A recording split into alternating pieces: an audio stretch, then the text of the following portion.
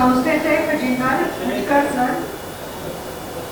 Appasaheb Ashtekar sir व्यासपीठावर आपण स्थानापन्न व्हावे. व्यासपीठावरील मान्यवर आणि श्रोतेहो, नमस्कार. मी गुरुकुल प्रतिष्ठानची समन्वयक शुभदा वर्तक या नात्यानं मी आपल्या सर्वांचं आनंदानं स्वागत करते. आज आपलं भाग्य असं की मुंबईचा कायापालट करणारे अनेक सामाजिक उपक्रम राबवणारे, स्त्री शिक्षणाबद्दल आस्था बाळगणारे आदरणीय जगन्नाथ शंकर शेठ यांचे वंशज म्हणजे खापरपंतू श्री सुरेंद्र शंकर शेठ आपल्याबरोबर आज कार्यक्रमात उपस्थित आहेत. वयाची 90 पार केलेली असून सुद्धा गुरुकुल प्रतिष्ठानच्या प्रेमापोटी ते मुंबईहून या कार्यक्रमासाठी खास आले आहेत. जगन्नाथ शंकर शेठ यांचं शैक्षणिक कार्य या विषयावर तेही आपले विचार व्यक्त करतीलच. गुरुकुल प्रतिष्ठानबद्दल मी थोडक्यात सांगते. गुरुकुल प्रतिष्ठान दर महिन्याला एखाद्या वैशिष्ट्यपूर्ण विषयावर ज्ञानसत्र घेते आणि गेली 23 वर्षे मराठी दैनंदिनी प्रकाशित केली जाते. या दैनंदिनीच्या प्रत्येक पानावर संतवचने दिलेली असतात. 2025च्या दैनंदिनीचे प्रकाशन दिवाळीच्या पहिल्या दिवशी झाले आहे. गुरुकुलतर्फे 14 प्रकारचे पुरस्कार दरवर्षी दिले जातात, जे इतर संस्थांकडून अभावाने दिले जात असतील, जसे की आदर्श माता पुरस्कार, आदर्श पिता पुरस्कार, आदर्श गृहिणी पुरस्कार. या वर्षीपासून डॉक्टर गावी नेने यांच्या स्मृतिप्रीत्यर्थ स्वातंत्र्यवीर सावरकर जनसामान्यांपर्यंत पोहोचवणाऱ्या व्यक्तीस हा पुरस्कार सुरू केला आहे. हा प्रथम पुरस्कार प्रसिद्ध अभिनेते, लेखक आणि विचारवंत श्री शरद वंशे यांना देण्यात आला.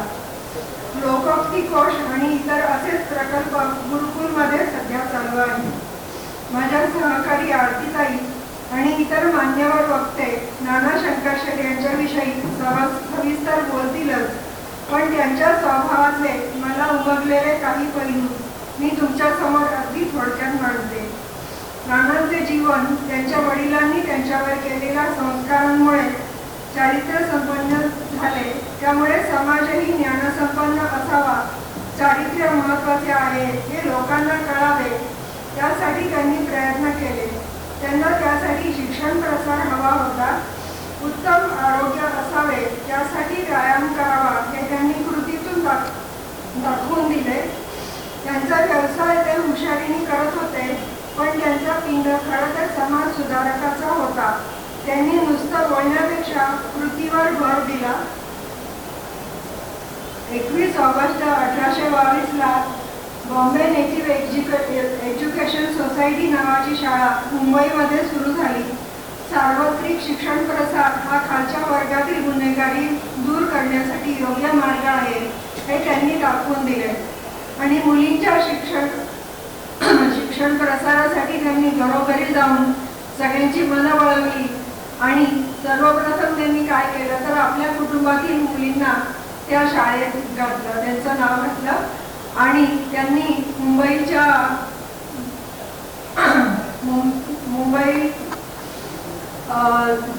काय म्हणायचं मुंबईचं रूप पालटण्यासाठी त्यांनी खूप प्रयत्न केले. आणि जे लोकांना हवं होतं, ज्याची गरज होती लोकांना, की जसं काय हॉस्पिटल, की त्यावेळेला बाळंतपणाची हॉस्पिटल नव्हती किंवा डॉक्टर्स नव्हते, ते त्यांनी समजून त्यांनी स्वतः त्याच्यासाठी प्रयत्न केले आणि ते घडवून आणलं. हे मला त्यातलं जास्त की स्वतः काही नुसती बडबड न करता त्यांनी कृतीवर भर दिला. आणि पुण्यातही त्यांचं वास्तव्य काही काळ होतं. आणि आपण शंकर शेठ रोड म्हणून जो पुण्यात ओळखतो तो जगन्नाथ शंकर शेठ रोड आहे. तर मी एवढं बोलून मी आता शमिका आसगावकर यांना विनंती करते आणि मी डॉक्टर कामत सरांना विनंती करते की आपण पाहुण्यांचं स्वागत करावं. सर्वप्रथम श्री सुरेंद्र शंकर शेठ यांचं स्वागत करावं.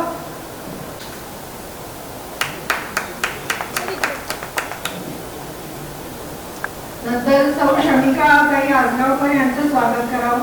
Hello ma'am.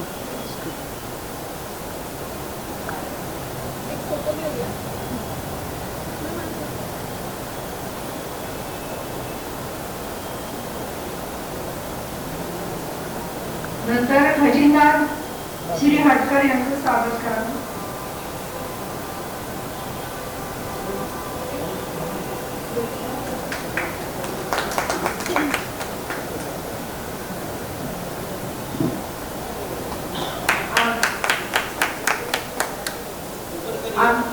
आता मी सौ शमिकाताईंची थोडक्यात तुमचा परिचय करून देते.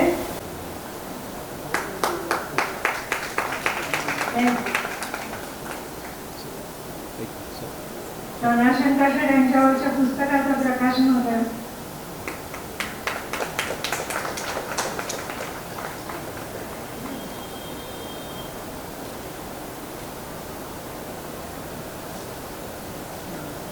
खरं तर लहानच म्हणूया आपण, मोठं वय नाहीच आहे त्यांचं, कारण ते इथपर्यंत एवढे पोचलेत म्हणजे ते लहानच आहेत अजून, असं मी समजते.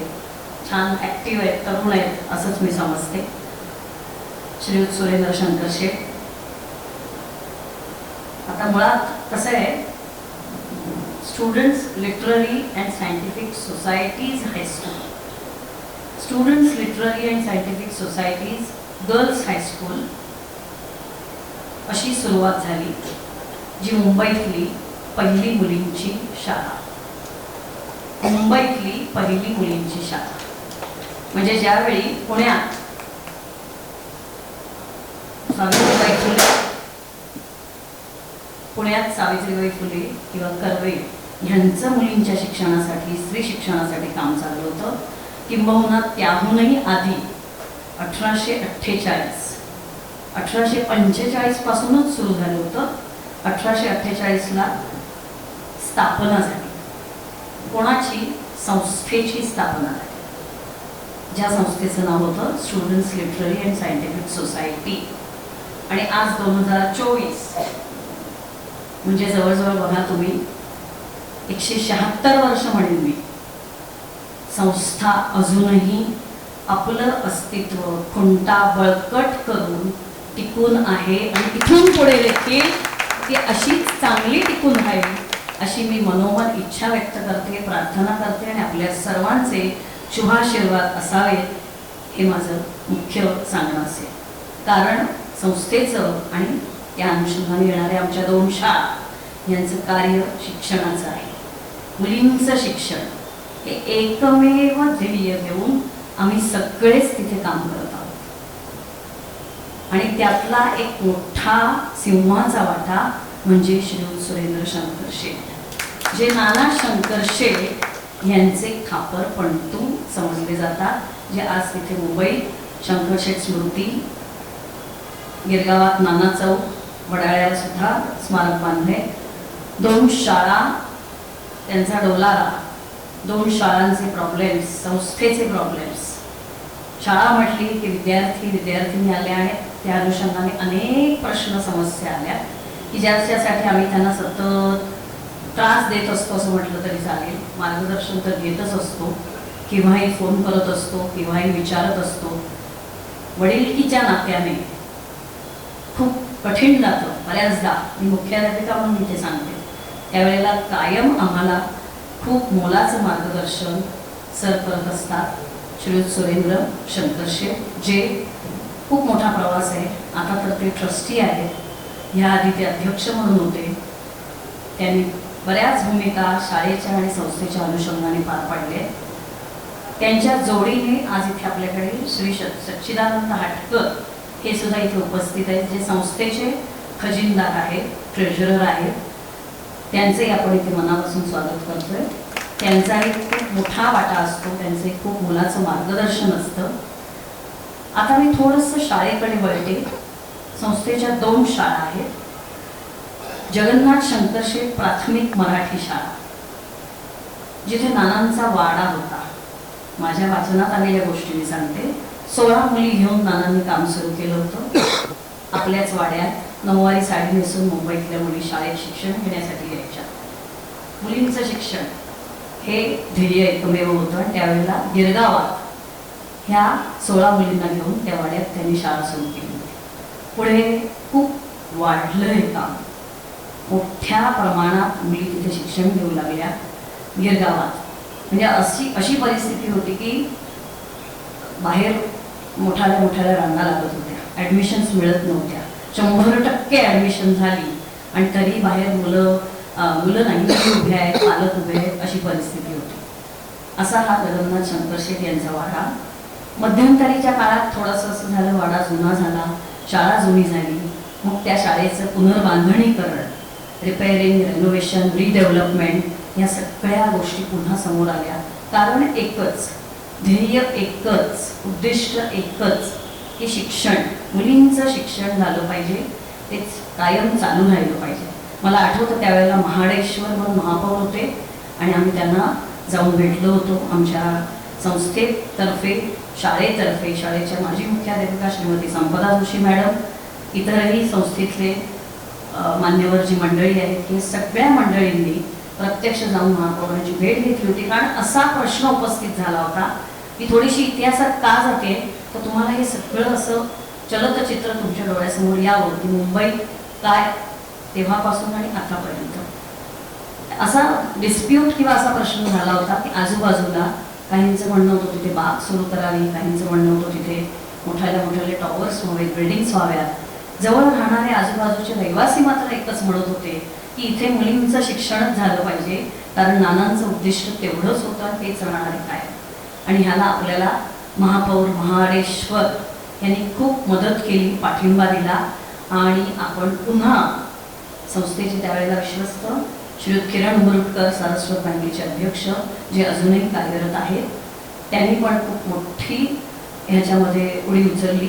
त्यांनी खाजगी कंपनीमार्फत मोठा निधी गोळा केला. कारण निधी हवाच ना, निधी आहे तर सगळं होणार आहे, नाही तर काहीच होणार नाही आहे. आणि तो निधी गोळा करण्याचं काम झालं. जवळजवळ 32 लाखाचा निधी गोळा केला गेला. त्यात आणखीन भर घालून 45 लाखापर्यंत ते काम गेलं. 45-50 लाखापर्यंत म्हणते मी. आणि आपण पुन्हा एकदा जगन्नाथ शंकरशेठ प्राथमिक मराठी शाळा ही नव्याने बांधली, उभी केली. आणि आज ती तिथे सर जिथे राहतात त्याच आवारात शिक्षणाचंच काम करते. तिथे देखील आमच्या मुख्याध्यापिका आहेत. आरती मॅडम आमच्याकडे जेव्हा शाळेत आल्या होत्या तेव्हा त्यांना मोठी शाळा देखील आणि छोटी शाळा दोन्ही शाळांचं कार्य दाखवलं. दोन्ही शाळांमध्ये घेऊनही गेलो. छोट्या शाळेच्या मुख्याध्यापिका त्या नाही येऊ शकल्या काही टेक्निकल अडचणीमुळे. अनिता गोयटे त्याही तिथे प्राथमिक शाळेसाठी खूप काम करत असतात. अशी जगन्नाथ शंकरशेठ प्राथमिक मराठी शाळा जी गिरगावात आहे, जी आमच्या ठाकूरद्वार परिसरात आहे. JSS रोड असं मगाशी म्हटलं गेलं तर तो तसाच आमच्याकडे सुद्धा जगन्नाथ शंकरशेठ रोड हा पूर्ण म्हणजे अगदी ठाकूरद्वारपासून ते थेट मरीन लाईन्सपर्यंत जगन्नाथ शंकरशेठ रोड म्हणूनच तो ओळखला जातो. नाना चौक म्हणून सुद्धा ग्रँड रोड स्टेशनच्या जवळपासच्या भागात तुम्ही फिरला तर तिथे नाना चौक आहे. तिथेही शंकरशेठ स्मृती मोठी बिल्डिंग आहे. तिथे देखील आमची आणखीन एक जगन्नाथ शंकरशेठ शाळा, प्राथमिक शाळा ही तिथे देखील आमची आहे. आणि मोठी शाळा जिथे मी आहे, स्टुडंट्स लिटररी अँड सायंटिफिक सोसायटीच्या वतीने सेकंडरी हायस्कूल चालवली जाते 5वी ते 10वी. आता मोठी शाळा आणि छोटी शाळा ह्याच्यात थोडासा सूक्ष्म फरक असा आहे की छोटी शाळा सर्वा Jagannath Shankarshet one and only solo की ती त्यांचीच प्राथमिक मराठी शाळा. मोठ्या शाळेच्या बाबतीत मात्र अनेकांचा सहभाग होता. म्हणजे मी स्वतः जेव्हा लागले, मी भाग्यवान समजते आज मला हे सगळं आठवतंय. 1994 साली 7वीला इतिहासाचं पुस्तक होतं आणि त्या पुस्तकात उल्लेख होता की दादाबाई नवरोजी, भाऊदाजी लाड, न्यायमूर्ती मंडलिक, शोराबजी अशी नावं आहेत, शहापूरजी, शोराबजी, ह्या सगळ्यांचा students literary and scientific society secondary high school ही संस्था किंवा ही शाळा स्थापन करण्यामध्ये मोठा हातभार किंवा मोठा वाटा आहे. तर अशी सर्वांच्या मदतीने ही जी मोठी शाळा आहे ती चालू आहे 5वी ते 10वी. खूप वर्ष, खूप म्हणजे अगदी मी जेव्हा लागले तेव्हा सुद्धा 1300 विद्यार्थिनी होत्या. विचार करा. आणि खूप छान वाटायचं शिकवायला. कारण वर्ग भरलेला, आम्हाला स्टुडंट्स आहेत तर मजा आहे, वर्ग भरलेला आहे तर मजा आहे, शिकवायला आनंद आहे. पण आज थोडीशी मी पुढे वस्तुस्थितीकडे येते आणि ह्या निमित्ताने मी म्हणेन की मला तुम्ही संधी दिली आहे. मला ही आरती मॅडमनी संधी दिली आहे, आपल्या कामत सरांनी संधी दिली आहे, गुरुकुल संस्थेने संधी दिली आहे. तुम्ही सगळे वडीलधारी आहात नक्कीच, पण माउथ पब्लिसिटी ही खूप छान मोठी महत्त्वाची गोष्ट असते हो. आणि तशी तुम्हाला करता आली तर जरूर करा की मुंबईतली मराठी शाळा आज आपली खूप डोनर्स आहे, खूप देणारे आहे, खूप करणारे आहे. आमच्या संस्थेतली सुद्धा सगळी मंडळी खूप सक्रिय ॲक्टिव्ह सहकार्य त्यांचा, ॲक्टिव्ह हातभार त्यांचा असतो. खूप मदत मिळवण्याचा प्रयत्न करतात चहू बाजूनी. आत्तासुद्धा आम्ही आमची ही जी बिल्डिंग आहे त्याच्या पुनर्बांधणीसाठी, पुनर्विकासासाठी, रिडेव्हलपमेंट, रिनोव्हेशन, रिपेअरिंग ह्याच्यासाठी सुद्धा कुठे कुठे आम्ही अप्रोच होतोय, निधी गोळा करतोय. हे सगळं चालू आहे. गेल्या 8 वर्षात मला विचाराल, माझं हे 8वं वर्ष मुख्याध्यापक म्हणून भरभरून मला सगळ्यांकडून प्रतिसाद मिळाला. भरभरून चांगली मंडळी आपल्याकडे आली, उच्च शिक्षित मंडळी आपल्याकडे आली की ज्यांनी खूप चांगलं मार्गदर्शन केलं, देणग्या दिल्या, निधी मोठ्या प्रमाणावर जमा झाला. अगदी द्वारकानाथ संजगिरी क्रिकेट लेखक समीक्षक पासून कॅप्टन अरुण करकरेंपर्यंत, शिवानी जोशी निवेदिका, सीमा पोंक्षे लेखिका, संपदा वागळे आपल्या उत्तम वक्त्या, एक उत्तम नर्तिका अनन्या गोवित्रीकर, किती मंडळी सांगू की सगळ्यांनी मला खूप मोलाचं सहकार्य केलं आणि शाळा आपली खूप चांगली चालली किंवा चालते अजूनही.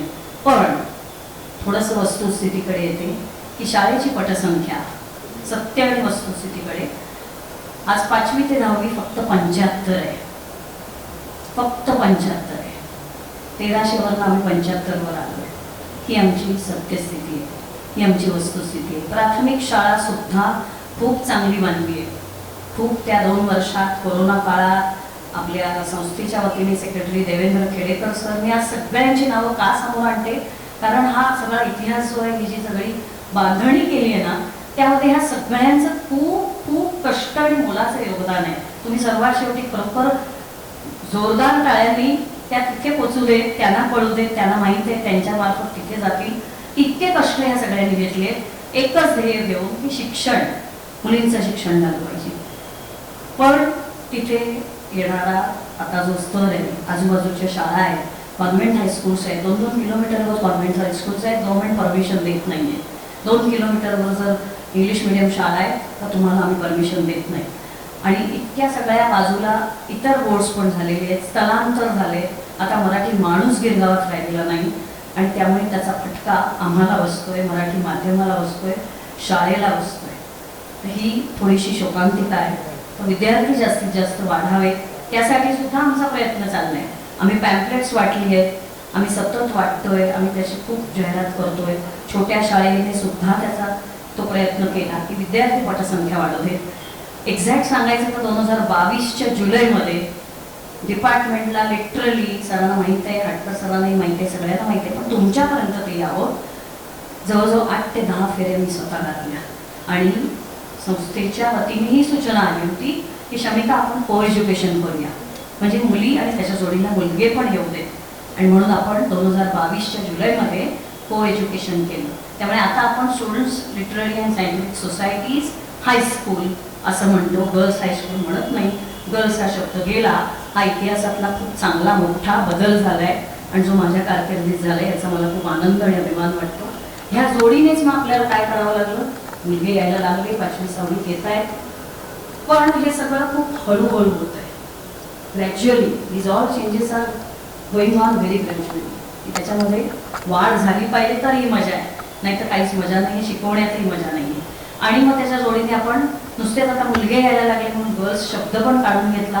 आपल्याला 2022च्याच डिसेंबरमध्ये नाव देखील बदलून मिळालं. ऑफिशियली कागदोपत्री आता आपल्याला व्यवस्थित डिपार्टमेंटकडून कागदोपत्री सर्क्युलर मार्फत मिळालेलं आहे की students literary and scientific societies high school. तेव्हा हे 2 कायापालट आपण आपल्या ह्या गेल्या 8 वर्षात केले. पण विद्यार्थी अजूनही कमीच आहे. मुलगी शिकली, प्रगती झाली, सब पडे. शिक्षण एकमेव, शिक्षणाशिवाय तरणोपाय नाही. Education is the key to success असं सगळं आपण म्हणतोय. पण मराठी माध्यमाकडे कोणी नाही जात आहे, नाही फिरकत आहे. मराठी माध्यम वाढवावं, कारण माझ्याकडे खूप डोनेशन्स येत आहेत. सर आज सकाळीच मला सांगायला अभिमान वाटेल शंकर सर की सेवा फाउंडेशनच्या वतीने एका आपल्या माझी विद्यार्थिनीने इच्छा व्यक्त केली की आम्हाला आमच्या पालकांना सुद्धा ज्यांचे 2 व्हीलर्स आहेत त्यांना हेल्मेट्स द्यायचे आहेत. त्याच्यानंतर आम्हाला जून महिन्यात स्टुडंट्स किट वाटायची आहे. परवा गॅदरिंग घेतलं तेव्हा आमची एक विद्यार्थिनी परीक्षक म्हणून आली होती. तिने इच्छा व्यक्त केली की मला निदान 50,000 ते 1 लाखापर्यंत शाळेसाठी देणगी देऊ देत, निधी देऊ देत. म्हणजे विद्यार्थिनी सुद्धा आमच्या कुठे पोहोचले आहेत, खूप मोठ्या प्रमाणावर करत आहेत. गेल्या 8 वर्षात सुद्धा रिझल्ट सुद्धा सर आपण आणलाय. तुम्हा सगळ्यांना मला सांगावं असं वाटतं की अगदी 100% नाही गाठले, पण आपण 85%, 90% गाठला. आपली टॉपर विद्यार्थिनी 2022 साली आली 92%, जी फक्त 15x12 रूमच्या एवढ्याशा खोलीमध्ये घरामध्ये शिक्षण घेत होते. कोरोना काळात आम्हाला ते कळलं की जेव्हा व्हिडिओज बघितले ऑनलाईन सगळे तेव्हा समजलं. आज ती 12वीला सुद्धा तिने 92% आणले. पुढे ती CA करते, तिला पण आपण कुठून कुठून मदत मिळवून देतोय. कृतिका प्रशांत धोडे. तर असं आमच्या विद्यार्थिनी सुद्धा उत्तम करतायत, शिक्षकही घेतायत, प्रयत्न करतायत. पण तरी देखील विद्यार्थिनी पटसंख्या ही जर नसेल तर ही संस्था, शाळा, ती इमारत, संस्था मोठी आहे, इमारत मोठी आहे, मॅडमनी पाहिली आहे, छोटी शाळा सुद्धा मॅडमनी पाहिली आहे. वर्ग रिकामी बघवत नाहीत, गलबलून येतं, दुःख होतं, वाईट वाटतं. इतका सगळा निधी येतोय, सगळं आहे, एवढे सगळे रथी महारथी आहेत, प्रयत्न करताय. इतक्या ज्येष्ठ असून सुद्धा, एवढे वयस्क असून सुद्धा मग आमचे विद्यार्थी वाढले पाहिजे, तरच हा वारसा पुढे चालू राहील, तरच हे पुढे कोणाकडे ते देताना मला सुद्धा खूप अभिमान वाटेल. आणि मला मी माझ्या मुलांना पण सांगते आणि या संस्थेच्या मंडळीला पण सांगते, मला सन्मानाने बाहेर पडायला आवडेल की ज्या दिवशी माझ्या शाळेच्या मुली आज 75 आहेत, निदान 200-500 होतील आणि माझ्या शाळेचा रिझल्ट 100% असेल, त्या दिवशी मी स्वतःहून सर सन्मानाने बाहेर पडेल. मला कोणी निरोप नाही दिला तरी चालेल, पण माझ्या मनाला एक समाधान असेल की शिक्षणाचं कार्य नानांचं जे होतं, जे आज आहे आणि ते पुढेही राहणार आहे, ते तसंच चालू राहिलं, टिकलं शेवटपर्यंत. पुन्हा एकदा तुम्ही सगळ्यांनी मला संधी दिली, आरती मॅडम, कामत सर आणि आपण सर्वांनी माझे हे शब्द ऐकून घेतलेत, माझ्या भावना ऐकून घेतल्यात एक मुख्याध्यापिका म्हणून. धन्यवाद, थँक्यू सो मच. तुमचे शुभाशीर्वाद राहू देत आणि आमच्याकडनं काम चांगलं घडू देत आणि आमच्या मुली वाढू देत. बस.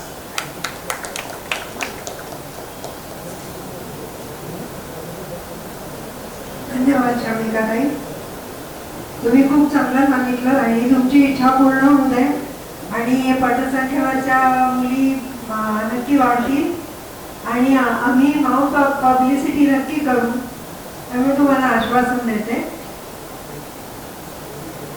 आता मी सुरेंद्रजी शंकरशेठ यांना विनंती करते की त्यांनी आपले विचार व्यक्त करा.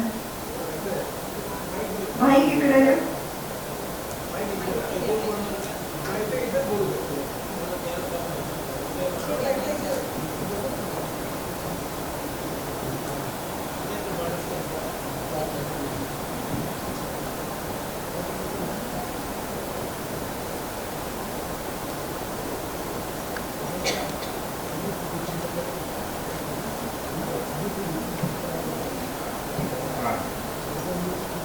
नमस्कार सर्व मंडळींना, माझ्या सत्कार केला धन्यवाद.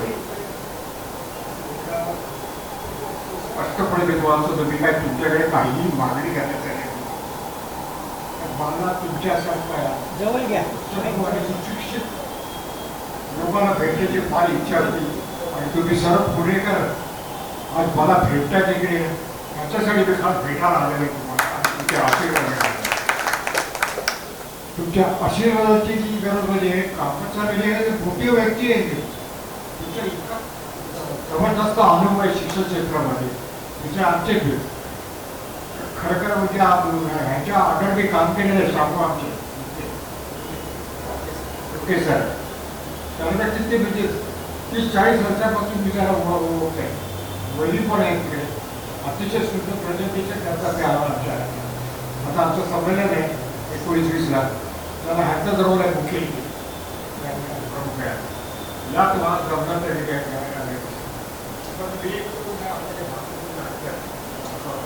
जवळ घ्या माईक. एकच सांगतो, कोणत्याही परिस्थितीमध्ये ती जी शाळा आहे, जरी एक स्टुडंट असला तरी ती शाळा चालते, चालायलाच पाहिजे.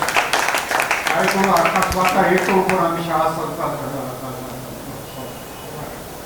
इथे काय प्रॉब्लेम मुख्य झाला, आम्हाला सांगायला द्यायचं तुम्ही आम्ही मराठी घेऊन बसताय एक प्रयत्न केला आम्ही का आम्ही कॉन्सन्ट्रेट करावं इंग्लिश मिडियम वगैरे तेही सुरू केली, पण आम्हाला जाते आल्या डिपार्टमेंटमधून आत्ताच्या आत्ता बंद करा तुम्ही शाळा इंग्लिश स्टुडंट, तुम्ही जे मराठी मिडियम स्टुडंट ती चालवायला पाहिजे, कारण त्याची कायदा असा नाही 200 स्क्वेअर मीटरचा परिसर पाहिजे. जर एखादी कॉन्व्हेंट स्कूल असेल तर तुम्ही कॉन्व्हेंट इंग्लिश मिडियम स्कूल करता, काही मुलं आली होती घाबरा होती 24 तासात त्यांना आम्ही पॅकअप केलं आणि बाकीच्या बरोबर हायस्कूल वगैरे कॉन्व्हेंट स्कूल त्याच्या डेटा जे 5 हँडी करून त्याच्या स्वाधीन केले this is not a good sine.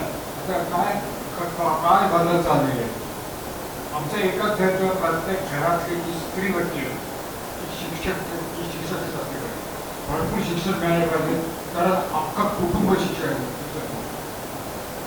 तरी ह्या दृष्टीनेच आम्ही प्रयत्न आहे. आता आपल्याला माहिती आहे नानाच्या चरित्र वाचून तुम्हाला शाळेत वगैरे अकरावर बाहेर दिले पुढे काय ते सर्व ठीक आहे, तुमचं काय योजना काय करायचं काय तुम्हाला ह्याची तुम्हाला जाणून घ्यायची नक्कीच इच्छा असतात का. आमच्या 2 शाळा मॅडम मोदस तिकडे आणि दुसरी सिनियर आहे ती स्टुडंट डिग्री साहित्य ती कमळाबाई उभे नावाने प्रसिद्ध आहे शाळा. तर त्या शाळेचा प्रिन्सिपल कमळाबाई भेटते, त्यांनी बरीच मेहनत घेऊन ती शाळा चालवली. एकेकाळी 1700 मुली शिकत होते. त्यांच्या ॲडमिशनसाठी आमच्या घरामध्ये राहायच्या, आमच्या घरच्या आम्हाला ॲडमिशन द्या. आता मोठी परिस्थिती आहे, आम्हाला जावं लागते त्यांच्या घरामध्ये तुमची मुले आमच्या शाळेत पाठवून अशी कारण काय, कारण कॉन्व्हेंट इंग्लिश मिडियम त्याला मराठी शिकायला नको आहे.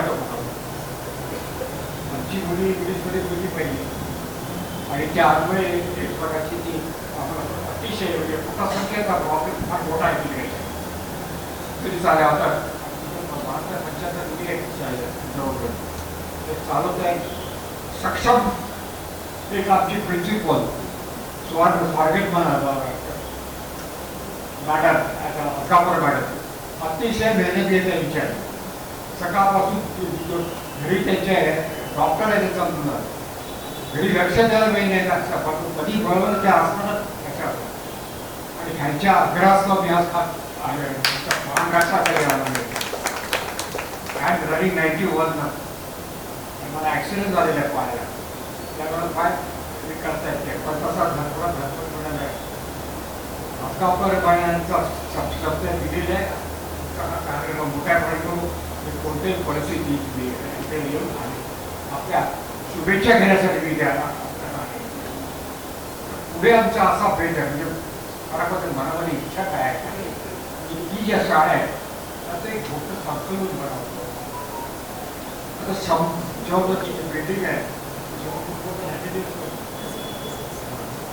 थोडी शाळा आहे तिकडे एका बाजूने रिपेअर केला ऑर्डर रिपेअर करायची पाहिजे. अशा स्थितीमध्ये किती दिवस चालणारी शाळा आणि अख्खी इमारत तर मजबूत पाहिजे.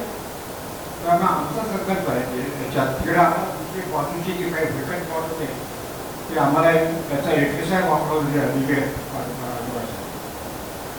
निधी हा निधी मोठा प्रॉब्लेम होते. सगळं पाहिजे एक संकुलन तयार करावं की जिकडे मराठी जोपासला आहे मुख्याचे आजूबाजूला आहे सगळं. आता प्रॉब्लेम झाला की मेट्रोमुळे आमच्या ज्या मुली याच्या शाळेमध्ये मराठी मुली त्या सगळ्या स्थानांतर करण्यात आले चालू सगळ्या फ्लॅट आणि बिल्डिंग दिले त्या रेल्वेज आहेत कारण तो जो क्रम मराठी क्रम होता काही त्यामुळे आम्ही अतिशय पटासारख्या तरी काय काढूया पाठीसारखा एक टेम्पररी रिलीफ आहे ते संपवण्याचा आपण प्रयत्न करू येथे वाढेल. दुसरा मला एक विषय निघालेला आहे नाना ते दुसरं काही सत्य आहे की म्हणजे अशाने उभे पण आपल्याला पहिल्या स्टेशनच्या समोर आहे आणि दुसरी बाहेर गेले ती पण आम्ही त्याची देखभाल करतो. तिथे पण होते पण अशा विषय हा नाही आहे पण चालतो काय प्रॉब्लेम आहे काय कसं काय चालते त्या परिस्थितीमध्ये. पारंपरिक आपली जी पद्धत आहे की लाकडावरती शेवटचा लास्ट राईट ऑफ वे करावं तर बऱ्याच लोकांना असं होतं की लाकड म्हणजे जंगल तोड व्हावी. पण ते तसं प्रभाव हे नाही आहे की जंगल तोड जी आहे आता माझ्याकडे जी लाकडं जी येत आहे ती भोपळा म्हणून येतात 4 आणि प्रॅक्टिकली येते डायरेक्ट तसं काय प्रकार नाही तरी आपल्याला चेंज निघत आहे. त्याप्रमाणे आम्ही तिकडे गॅस आमचे 2 गॅस फर्नेसेस आहेत तिकडे बांधण्याला आणि इथं मशीन आहे चालू पण एक ती बसायची तर खर्च कोट्यावरती खर्च आहे 2-3 सध्या 4-4.5 कोटी ते जबरदस्त आणि दुसरा मोस्ट इम्पॉर्टंट थिंग मला तुमची जी आजची मदत पाहिजे तुमच्याकडून त्याचा विषय आणि तो म्हणजे मुंबई सेंट्रलला नागपूर जगन्नाथ शर्देश्वर नाव गेल्यावर तुमच्यासारख्या सुशिक्षित मोठ्या प्रतिष्ठित लोकांपासून जर मागणी गेली तुम्ही जर प्रेशर लावलं तेवढं सगळ्या मान्यता पाठवण्यात आली सगळ्यांनी दिले इव्हन रेल्वे बोर्डनी पण मान्यता दिली या गोष्टी पण अडकलं आहे तिकीट मोदी साहेब आणि होम मिनिस्टर. कारण काय सर कारण राजकारण कसं अरविंद सावंत म्हणजे आपले MP त्यांनी हा उठाव केलेला आहे की जगन्नाथ चंद्रशेखर रेल्वे स्टेशन नाव द्यावं. त्याला वाटते credit will move to Arvind Sawant म्हणजे शिवसेनेला या क्रेडिटच्या पाठी अडकून ठेवले.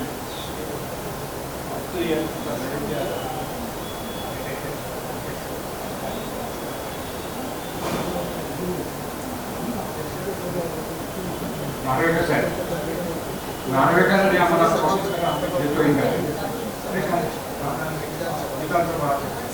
काही आपलं मुख्य अडचण तरी आचारसंहिता कोरोना अशा ह्याच्यामध्ये संबंधात प्रोग्राम काहीच करू शकतो डिपार्टमेंटच आहे सगळ्या मार्गी होईल पण ते होणार नक्की तुम्हाला समजून आमच्या करण्याची खरं नाव दिलं गेलो होतो VTला गोरीबंद स्टेशनला नाव दिलं तर तिकडे शिवाजी महाराजांचं नाव दिलं चॅप्टर पण होते कोणाला रुपये शिवाजी महाराज आम्ही कोर्टामध्ये वगैरे स्टे ऑर्डर वगैरे काही मांडण्याच्या आल्या त्याला ऑफर होती की तुम्ही मुंबई सेंट्रल आहे मुंबई सेंट्रलमध्ये याच्या नाव द्यायला ते राजकारणात आलेलं आहे त्यांना पाहिजे आमचा सपोर्ट तुम्ही अख्खी तुमचा समाज आहे त्या समाजाने BJPलाच वोट दिला पाहिजे बरोबर आपल्याला तो आमचं काम करेल ती आमची सत्ता त्यांना आम्ही मत द्या.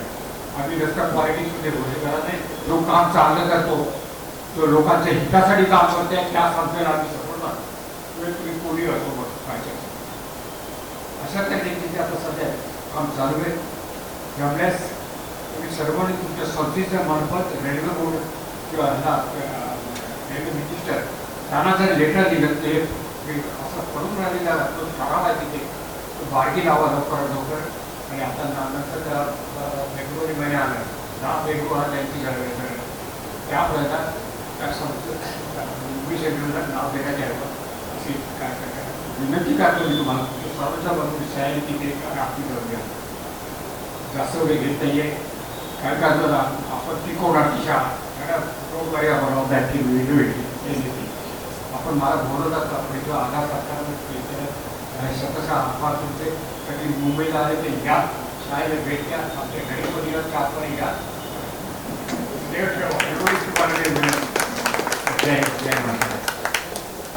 धन्यवाद सुरेंद्र सर.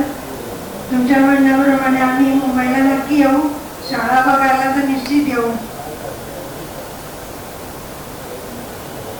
आता मी माझ्या सहकारी आरतीताई मोने यांना विनंती करते की त्यांनी त्यांचं श्रवणनिबंध सादर करावा.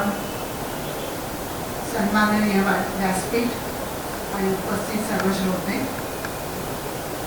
श्री नाना जगन्नाथ शंकरशे नवनिर्मितीचा ध्यास घेऊन त्या दृष्टीने दमदार वाटचाल करणाऱ्या एका महामानवाची कथा आज आपण ऐकणार आहोत. जवळजवळ 300 वर्षापूर्वी म्हणजे 1800च्या शतकात आधुनिक साधनं जनमानसाला सगळ्यांना मिळवून देण्यासाठी आर्थिक, सामाजिक आणि लोकांच्या कल्याणाचा विचार करणारा हा महामानव म्हणजे जगन्नाथ नाना शंकरशे अतिशय बुद्धिमान, कर्तृत्ववान आणि परमेश्वरी कृपेचे वरदान लाभलेल्या या मुलाचा जन्म 10 फेब्रुवारी 1803 मध्ये भवानीबाई आणि शंकरशेठ यांच्या पोटी झाला. मुंबई ही नानांची जन्मभूमी आणि कर्मभूमी होती. त्यांच्या जन्मापूर्वीच त्यांचं जे कुटुंब होतं म्हणजे त्यांचे आजोबा वगैरे हे मुंबईत स्थलांतरित झाले होते आणि त्यांनी व्यापार धंदा सुरू करून त्यात अभूतपूर्व असं यश मिळवलेलं. ठाणे जिल्ह्यातील शहापूर याच्या जवळील मुरबाड हे त्यांचं मूळ गाव आहे आणि त्यांच्या पूर्वजांचं नाव मुरकुटे असं आहे. या घराण्यामध्ये व्यापारी वृत्तीची आणि कर्तबगार माणसं पाठोपाठ जन्माला आली. सतत 200 वर्ष व्यापारामध्ये त्याची बुद्धी होती. दैवज्ञ सोनार जातीत जन्माला आलेले हे सगळे जण सुवर्णालंकार आणि रत्नालंकार यांच्यामध्येच फक्त न अडकता पोरबंदर येथे त्यांनी चहा, साखर, लवंग, मिरी या अशा पदार्थांचा घाऊक व्यापार केला आणि धनदौलत आणि मान मिळवला. गावाची म्हणजे मुरबाडची पोतदारी पण त्यांच्याकडे होती, त्यामुळे गावामध्ये त्यांना वजन आणि सन्मान देखील होता. खरी व्यापारी वृत्तीची ही माणसं होती, परंतु त्यांच्या घराण्यामध्ये सहिष्णुता, सामाजिक जाणीव आणि लोकांना मदत करणे या वृत्ती पूर्वीपासूनच होत्या. घोडबंदरमधील बंगल्यामध्ये नानांचे आजोबा बापूशेठ एकदा मागच्या बाजूला असे उभे होते. समुद्र होता त्या बाजूला. त्या समुद्रामध्ये जहाज एक हेलकावे खात होतं, वादळ आलेलं होतं अचानक आणि जहाज हेलकावे खात होतं आणि त्याच्यात माणसं मदतीची अपेक्षा करत होती. तेव्हा बापूशेठनी मग वाचवे, कोळी माणसं वगैरे पाठवून त्या सगळ्या माणसांचे प्राण वाचवले. त्यांना त्यांची जेवणाची, खाण्याची, राहण्याची व्यवस्था केली आणि त्या माणसांचे प्राण वाचले म्हणून त्यांना अतिशय आनंद झाला. या लोकांमध्येच भगवी वस्त्रे नेसलेले एक साधू त्या ठिकाणी त्या लोकांच्या मध्ये होते आणि त्यांनी त्यांना असा आशीर्वाद दिला की तुझ्या सर्व इच्छा पूर्ण होतील आणि तुझ्या घराण्यामध्ये एक कुलदीपक जन्माला येईल. हाच कुलदीपक म्हणजे जगन्नाथ शंकरशेठ. बापूशेठ यांचे पुत्र म्हणजे शंकरशेठ हे नानांचे जे वडील होते त्यांनी पण व्यापारामध्ये खूप चांगलं लक्ष घातलं. बापूशेठ खरोखरच भाग्यवान होते. बापचं बेटा सवय अशी परिस्थिती निर्माण झाली आणि शंकरशेठ यांनी त्या काळामध्ये लोकांनी हेवा करावं असं यश आणि संपत्ती मिळवली. संपत्ती मिळाली पण संतती नव्हती. पुत्रप्राप्तीसाठी परोपकार, देवधर्म अशी वृत्ती त्यांच्या घराण्यामध्ये होती. त्याप्रमाणे ते व्रतवैकल्य वगैरे करत होते. अखेरीस पुण्यकृत्याने आणि अद्भुत एका घटनेनंतर जगन्नाथ यांचा जन्म झाला. जगन्नाथ या नावातच असं आहे की भूतमात्रांवर प्रेम करणारा, सर्वांचे आश्रयस्थान असणारा आणि सर्वांच्या कल्याणासाठी अहर्निश झटणारा हा विचार या नावातच आहे. आणि हीच भूमिका उत्तम प्रकारे निभावून जगन्नाथाने कुलदीपक म्हणून कुलाचं आणि मुंबईचं म्हणजे जन्मस्थानाला अतिशय मोठं वैभव प्राप्त करून दिलं. जगन्नाथच्या घरामध्ये मात्र नाना या नावाने ओळखत असत. भाग्यवंताच्या घरी जन्म झालेला होता आणि उत्तम संस्कारामध्ये नाना मोठे होते. अशा स्थितीमध्ये दुःख काही कोणाला चुकलेलं नाही. त्याप्रमाणे त्यांची आई भवानीबाई यांचं ते 3-3.5 वर्षाचे असतानाच निधन झालं.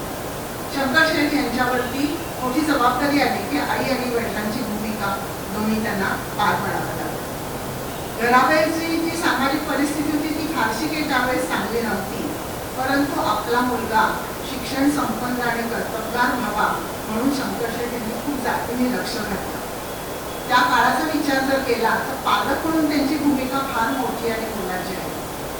मराठी, संस्कृत आणि इंग्रजी या दोन्ही भाषा, या तिन्ही भाषांमध्ये नाना पारंगत व्हावे म्हणून उत्तमोत्तम शिक्षक त्यांनी त्यांच्यासाठी नेमले. आणि नानांची बुद्धिमत्ता पण चौरस होती. उत्तम ग्रंथांचं वाचन आणि वनस्पती शास्त्रासारख्या विषयांमध्ये देखील ते पारंगत झाले, कारण शिक्षकांनी त्यांना तशी आवड लावली. शरीर बळकटीसाठी देखील त्यांनी प्रयत्न केले, म्हणजे नुसतं अभ्यासाचे अभ्यास पण करत राहिलेले नाही. याशिवाय कोणाशी मैत्र करावे आणि कोणाच्या सहवासात राहावे हे पालक म्हणून त्यांची जी जबाबदारी होती ही सुद्धा शंकरशेठांनी लक्ष दिलं त्याच्याकडे. त्याच्यामुळे ऐशोराम म्हणजे सदनता घरात असल्यामुळे आपोआपच ऐशोराम आणि मोह टाळून एक उत्तम व्यक्तिमत्व घडवण्यात शंकरशेठ यशस्वी झाले. उत्तम संस्कारामुळे नानांनी पुढे ज्या सुधारणा केल्या त्या सुधारणांचं मूळ याच्यात रुजलं आहे असं नक्कीच म्हणता येईल.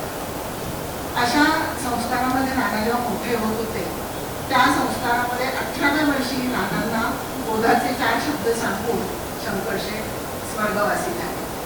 जेव्हा शंकरशेठ स्वर्गवासी झाले तेव्हा 16 लाख रुपये रोकड आणि सुवर्णालंकार असे त्या काळामध्ये नानांच्याकडे आलेले होते. परंतु शेट्टींचे सचोटीचे कारभारी आणि हितचिंतक यांच्या मदतीने लहान वयात पटेल ही जबाबदारी नानांनी मोठ्या हिंमतीने पेलली आणि शैक्षणिक कार्य जोमाने सुरू केले. त्या काळामध्ये भारतामध्ये इंग्रजांची सत्ता होती. मुंबई इलाख्याचा गव्हर्नर एल्फिस्टन होता. परंतु एल्फिस्टनची शैक्षणिक आणि सामाजिक क्षेत्रात आमूलाग्र बदल करण्यासाठी प्रयत्न करण्याची वृत्ती होती आणि त्यांच्या या कार्याला नानांचा मोठा पाठिंबा होता आणि मोठं योगदान त्यांनी दिलेलं होतं. ज्ञान आणि मूल्याधिष्ठित समाज एकत्र चालतात. युरोपमध्ये ज्ञान आणि विज्ञान यांची प्रगती झाली होती, परंतु भारतामध्ये मात्र अतिशय जुनाट समजुती, अंधश्रद्धा आणि आळस यात समाज सगळा अडकलेला होता. नवीन संकल्पना, वैज्ञानिक दृष्टिकोन याचा स्पर्शही समाजाला झालेला नव्हता आणि या सगळ्यातून बाहेर पडण्यासाठी शिक्षण हा एकमेव उपाय आहे हे नानांनी ओळखलेलं होतं आणि याच उद्देशाने नेटिव्ह स्कूल आणि स्कूल बुक कमिटी स्थापन करून शिक्षणाचा आरंभ नानांनी त्या काळात केला. हा जो जेव्हा शिक्षणाचा आरंभ झाला तो फक्त मुलांकरता होता. त्यावेळेस आपल्या मुलांना शिकवण्यासाठी इंग्रज सरकार का इतकं प्रयत्न करताय अशी संदिग्धता आपल्या समाजामध्ये होती आणि छापी कागद जे असतात त्याला हात लावणं देखील निषिद्ध मानलं जात होतं. शाळेत जाऊन आल्यानंतर घरी आल्यावर स्नान करणं बंधनकारक होतं. अशा समजुती त्या काळामध्ये होत्या. त्या समजुती दूर करून शिक्षणाचा प्रसार करणारे नाना खरोखरच द्रष्ट होते असं नक्कीच म्हणता येईल. एल्फिस्टन जेव्हा सेवानिवृत्त झाला तेव्हा त्याच्यासाठी स्मारक उभे करण्यासाठी निधी गोळा करण्यात आला. त्याच्यात नानांचा पुढाकार होता.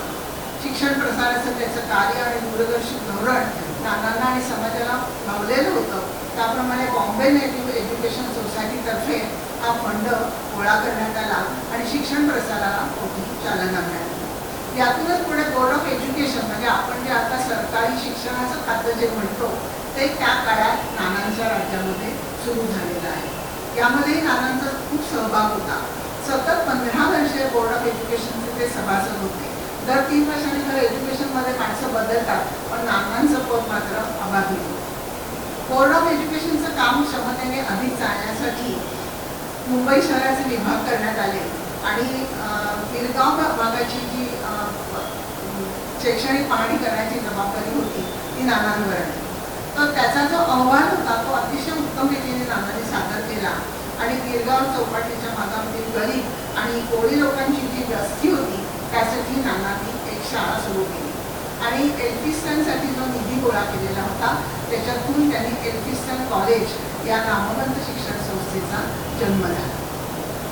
यानंतरचं पुढचं महत्त्वाचं पाऊल म्हणजे स्त्रियांच्या शिक्षणाचा प्रारंभ. शिक्षण प्रसार करण्यासाठी गिरगावात नानांनी मराठी आणि इंग्रजी शाळा सुरू केली. त्याच्यामध्ये गिरगावातील मध्यमवर्गीय होतकरू कुटुंबातील मुलांना शिक्षणाची संधी मिळावी आणि त्यांचं पुढचं आयुष्य सुखासमाधानात जावं. अल्प फीमध्ये आणि घराच्या जवळ निवासस्थानापासून जवळ शिक्षणाची संधी मिळावी. जो आता रूल आलेला आहे की घरापासून जवळची शाळा निवडा तो रूल नानांनी त्या काळात त्याचं इम्प्लिमेंटेशन केलेलं. समाजामध्ये आणि जनमानसामध्ये अतिशय तीव्र विरोध होता शिक्षणाला. त्याच्यामध्ये स्टुडंट लिटररी आणि सायंटिफिक सोसायटीची स्थापना नानांनी केली. त्यामध्ये त्यांच्याबरोबर दादाबाई नौरोजी देखील होते आणि स्त्री शिक्षणाचे रोपटे त्या दोघांनी मिळून लावलेले आहे. आज आपण साऱ्या स्त्रिया जे शिकलेल्या होतात तिथे आपण बोलू शकतो. कुठल्याही क्षेत्रामध्ये स्त्रिया कमवलेल्या आपण अभिमानाने जेव्हा सांगतो तेव्हा त्याच्यामध्ये नानांचे कष्ट आहेत हे आपण लक्षात घेतलं पाहिजे. मुलींनी शिकणं म्हणजे घोर पाप आहे आणि मुली जर शिकल्या तर त्या नवऱ्याचं ऐकणार नाही अशी एक समजूत त्या काळात होती. आणि दुसरं म्हणजे लहान लग्न होत असत त्यामुळे त्यांचा आहार विहार त्यांचा आचार विचार बाबतीत त्यांना कोणतंही स्वातंत्र्य नव्हतं. घरातले जे ज्येष्ठ लोक असतील त्यांच्या त्यांच्या मताप्रमाणे चालण्याला त्यांना लागत असते. आणि अशा परिस्थितीमध्ये मुलींना शाळेत घालणं हे अतिशय अवघड होतं. परंतु या शाळेसाठी जागा देखील नानांनी दिली आणि आपल्या घरातील मुलींना देखील या शाळेमध्ये पाठवायला त्यांनी सुरुवात केली. शाळेमध्ये मुली जेव्हा शिक्षक आणि मुली जेव्हा जायचे तेव्हा रस्त्यामध्ये लोक हेटाळणी करायचे त्यांची. परंतु याची पर्वा नानांनी कधीच केली नाही. मुलींना फक्त लिहिता वाचता येईल आणि शिक्षण प्रशिदा काम वगैरे शिकू असं सांगितलं. पण खरंच मुलींना विज्ञान आणि गणित विषय सुद्धा शिकवले आणि मुलींनी त्याच्यात उत्तम प्रगती केली.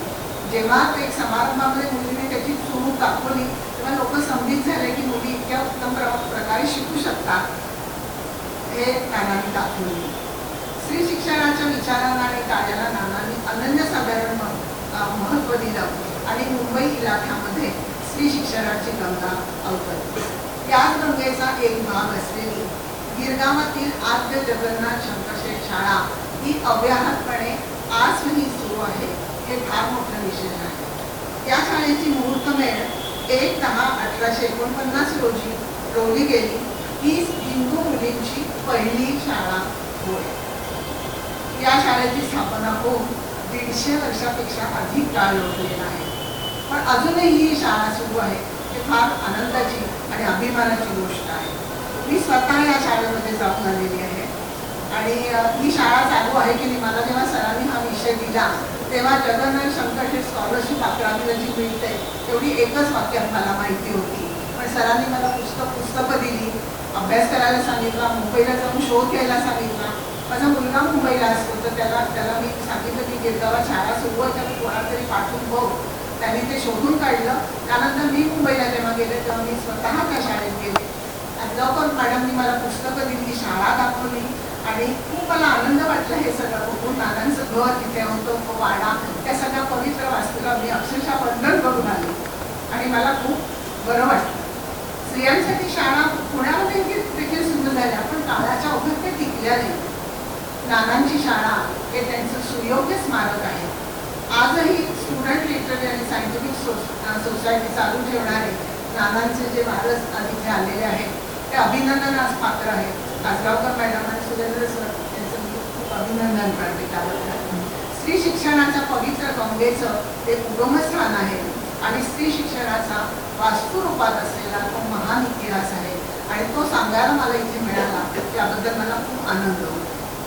दादाबाई नौरोजी एकदा नानांबद्दल असं म्हणाले की नानांनी शिक्षणाचं बीज घातलं, त्याची निगा राखली आणि आज दृष्टीस पडणारी जी निरामय अभिवृत्ती त्याची होईपर्यंत त्याचा त्यांनी परिपोष केला.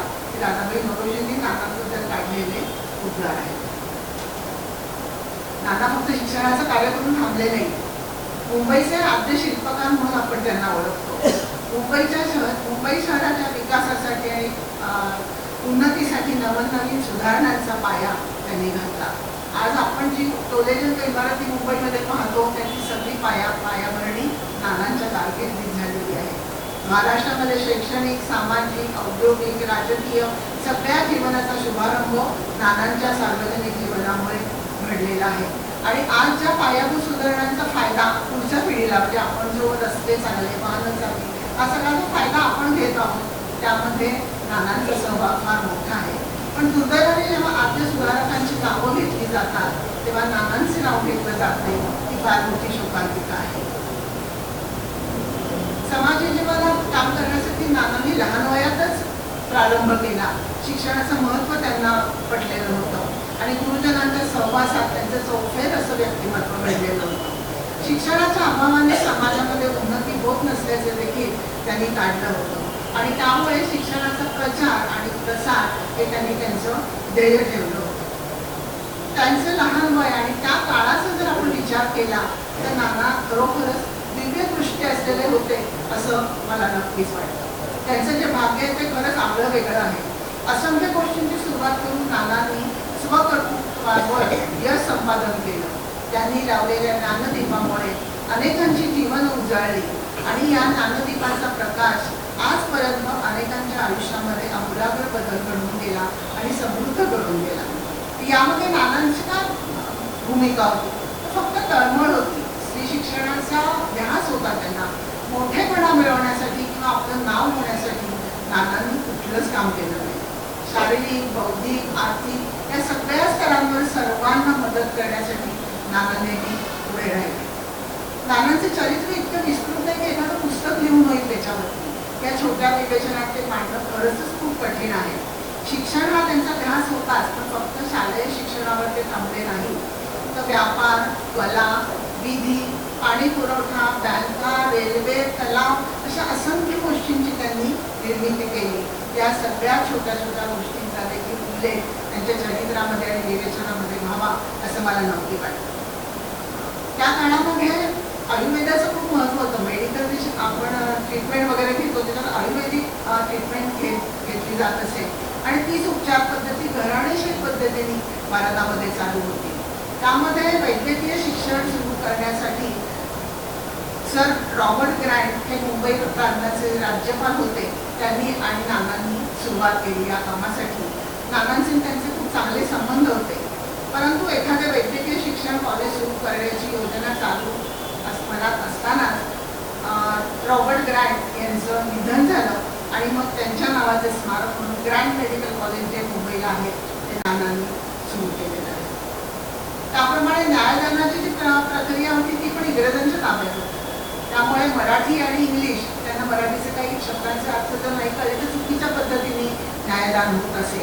त्यामुळे मुंबईमध्ये नानांनी लॉ कॉलेज देखील सुरू केलेलं आहे.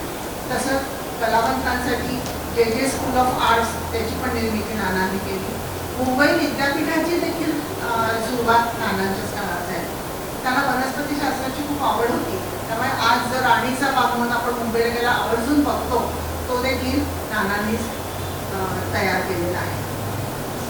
बॉम्बे असोसिएशन जे झालेलं आहे त्याची पण स्थापना नानांच्या काळातच आहे. आज रेल्वेने आपण सगळीकडे फिरतो त्या लोहमार्गाचं जाळं सगळ्या भारतभर पसरलेलं आहे. 16 एप्रिल 1853 रोजी पहिला जो मुंबई ठाणे रेल्वे मार्ग सुरू झाला त्यासाठी बरोबरीने झटण्यात नाना अग्रस्थान होते. व्यापारामध्ये बँकांचं क्षेत्र आपण जाणतो, त्याचं महत्त्वही जाणतो. 1854 मध्ये मर्कंटाईल बँक ऑफ इंडियाची स्थापना झाली. त्याच्यामध्ये एकमेव महाराष्ट्र संस्थापक नाना. मुंबईचं नगर आणि मुंबई नगर विकास हे शिक्षण कार्याप्रमाणेच नानांचं अतिशय आवडतं असं क्षेत्र होतं. मुंबईमध्ये असलेली आत्ताची सोनापूर स्मशानभूमीचा एक प्रश्न त्यांनी मोठ्या धैर्याने सोडवला. पहिला हॉस्पिटल, सुटिकागृह, नाट्यगृह या सर्वांची निर्मिती नानांनी केली आणि या सर्वांचा निर्मितीमध्ये नानांचा मोठा सहभाग असायचा. पाण्याची टंचाई मुंबई पेटांमध्ये विभागलेली होती त्यावेळेस. तर पाण्याची टंचाई संपण्यासाठी त्यांनी तलाव बांधले. अशा कितीतरी गॅस कंपनी, ऐतिहासिक वस्तू संग्रहालय, कितीतरी गोष्टी सांगता येतील. आणि या प्रत्येक गोष्ट सुरू करताना खूप अडचणी असतात. कुठली गोष्ट सहजासहजी सुरू होते. आज आपण सांगतो की हे सुरू केलं ते, पण ते सुरू करण्यामध्ये खूप आर्थिक अडचणी असतात, समाजाकडून विरोध असतो, बऱ्याच गोष्टी असतात. पण ह्या सगळ्या गोष्टी सुरू करण्यासाठी मागे मोठा रंजक इतिहास आहे. त्या इतिहासामध्ये नानांनी हे प्रश्न इंग्रज अधिकाऱ्यांच्या मदतीने लिहिलंय सोडले. कुठलीही नवीन योजना आखताना इंग्रज अधिकारी नानांचा सल्ला आणि मत घेत असत. मुंबईचा जर इतिहास मांडायचा झाला तर तो नानांच्या कर्तृत्वाभोवतीच फिरत राहील आणि त्यांच्याबद्दल गौरवोद्गार काढल्याशिवाय तो मांडताच येणार नाही. इतकी भरीव कामगिरी नानांनी केली. नानांनी घडवलेली काही स्थानांची यादी जर आपण पाहिली तर त्यांच्या कार्याचं महत्त्व आणि त्यांच्या बुद्धीची विस्तीर्णता आणि चौफेर व्यक्तिमत्वाची ग्वाही आपल्याला मिळते. त्यामध्ये गिरगावातील नानांचा वाडा, ताडदेवमधील भवानी शंकर मंदिर, Elphinstone high school, Elphinstone college, government law college, grand medical college, Mumbai विद्यापीठ, एशियाटिक सोसायटी, जे स्कूल ऑफ आर्ट, विहार तलाव, मुंबई कॉर्पोरेशन, व्हिक्टोरिया गार्डन, जे हॉस्पिटल, वाडिया हॉस्पिटल, सोनापूर स्मशानभूमी आणि CST म्हणजे आता जे आपण छत्रपती शिवाजी वाचताना देखील मला दम लागला नानांनी कसं हे सगळं सुरू केलं असेल असं मला नेहमी वाटतं. नानांची ज्ञानलालसा देखील अनन्यसाधारण होती. सार्वजनिक जीवनात जरी ते काम करत होते तरी नवीन नवीन ज्ञान शिकणं त्यांना आवडत असेल. औषधी विद्या आणि शरीर विज्ञान याच्यावरती ग्रँड मेडिकल कॉलेजमध्ये माहितीपूर्ण व्याख्यानं असत. एकदा पावसाळी हवा होती तर व्याख्यान होतं. नाना एकटे जाऊन बसत होते त्या व्याख्यानात. बाकी कोणी आलं नाही पण हे एकटे जाऊन त्या व्याख्यानाला उपस्थित राहिले. इतकी ज्ञानलालसा त्यांची प्रखर होती. अशा एका अद्वितीय असामान्य व्यक्तीचा इतिहास वाचताना आणि चरित्र जेव्हा आपण पुस्तकात वाचतो तेव्हा आपण खरंच गुंग होऊन जातो. एखाद्या व्यक्तीमध्ये इतक्या गुणांचा समुच्चय कसा असतो असा प्रश्न निश्चितच मनात येतो. आणि असे जे पुरुष असतात ते खरंच युग पुरुष म्हणून ओळखले जातात. त्यांनी समर्थ त्यांच्या दूरदृष्टीने समर्थ भारताची नुसती मुंबईची नाही तर समर्थ भारताची निर्मिती केली. भारतीयांचे जीवनमान उंचवण्यासाठी त्यांनी अथक प्रयत्न केले. नाविन्यपूर्ण कल्पनाशक्ती, इंग्रजांपुढे इंग्लिशमध्ये त्या काळात इंग्लिशमध्ये बोलून आपली बाजू मांडणं हे नानांचं मोठं कौशल्य होतं. आणि सर्वांना बरोबर घेऊन जाण्याची त्यांची जी वृत्ती होती त्यामुळे ते इतकं यश संपादन करू शकते. सतीची चाल जी होती ती लहान लहान मुलींचे जीव त्या सतीच्या चालीमध्ये छोट्या मुलींची सती जाण्यासाठी आपल्याकडे लोक आग्रह करत असत. ती चाल राजाराम मोहन यांनी बंद केली असं आपण शिकलोय. परंतु गव्हर्नमेंटला जे पत्र पाठवलं सतीची चाल बंद होण्यासाठी त्याच्यावर नानांची सही होती. याच्यामध्ये देखील नानाचं असं कोणतंही क्षेत्र नाही की जिथे नाना नाही. नानांचे चिरंजीव होते ते विनायक राव. त्यांनी मॅट्रिकच्या परीक्षेमध्ये आपण 11वी बरेचसे लोक जुने झालेलो पास तर नाना शंकरशेठांची संस्कृतची जी स्कॉलरशिप आहे ती आपल्या सगळ्यांना माहिती आहे. आणि ती मिळण्यासाठी अनेक मान्यवर अतिशय हुशार लोकांना ती मिळायची असा आपला त्यावेळेस समज होता. आणि या शिष्यवृत्तीचा सन्मान मिळवणे हा देखील एक मानवी समजला गेलेला होता. आयुष्यामध्ये बराचसा काळ सार्वजनिक जीवनामध्ये नानांनी घालवला पण त्यांचं आरोग्य मात्र त्यांनी नेमस्तपणे अतिशय उत्तम रीतीने सांभाळलं होतं. पण साधं तापाचं निमित्त होऊन सोमवार दिनांक 31 जुलै 1865 रोजी नानांनी निवडणुकीची यात्रा संपवली. एका महापुरुषाचा तो शेवट होता.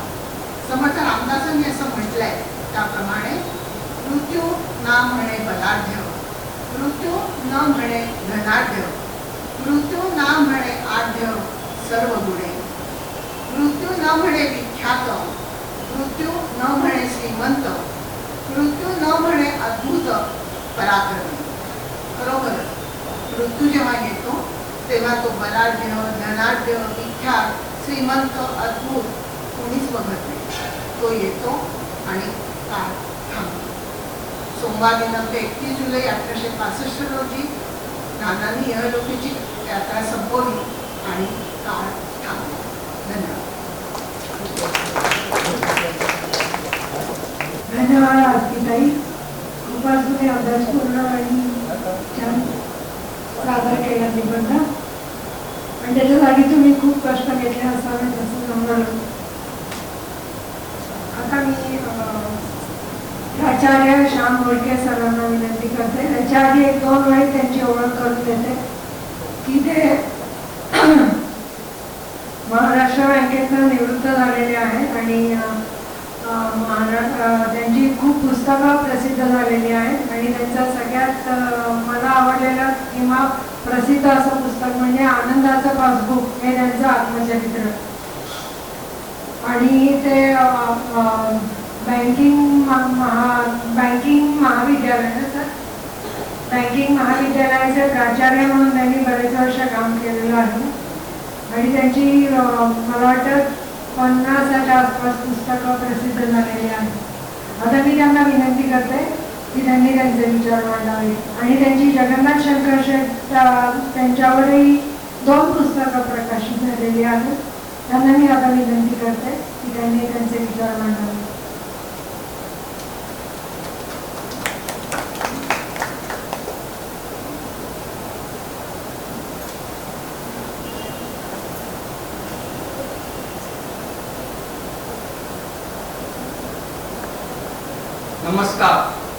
व्यासपीठावरील सर्व सन्मान्य महोदय आणि भाग्यवान श्रोते हो. भाग्यवान का म्हणायचं तर एक फार मोठं निर्मितीचं चरित्र आज आपल्याला ऐकायला मिळते सगळ्यांच्याकडनं. त्यामध्ये प्रत्यक्ष भाग घेणाऱ्या, त्यात काम करणाऱ्या अशा मुख्याध्यापिका हे सगळे यांच्याकडनं ऐकायला मिळत आहे, म्हणून आपण भाग्यवान आहोत. काय काय केलं त्यांनी. जगन्नाथ शंकरसे यांचं चरित्र वाचलं की हे फक्त महाराष्ट्राचे, मुंबईचे नव्हते, तर भारताच्या निर्मितीमध्ये कार्य केलेलं फार मोठं व्यक्तिमत्व होतं, एवढं आपल्या लक्षात यायला लागतं. ते समाज सुधारक होते, हे फार महत्वाचं आहे.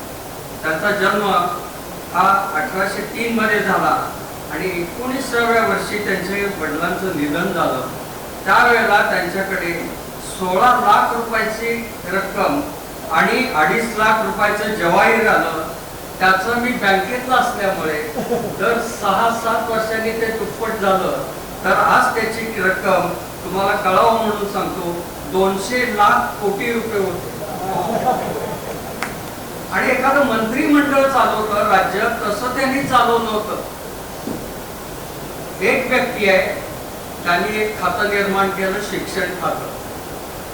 मी सतत शिक्षणाचं काम करायचं, मला रिपोर्ट करायचा आणि ती चालूच राहायला पाहिजे.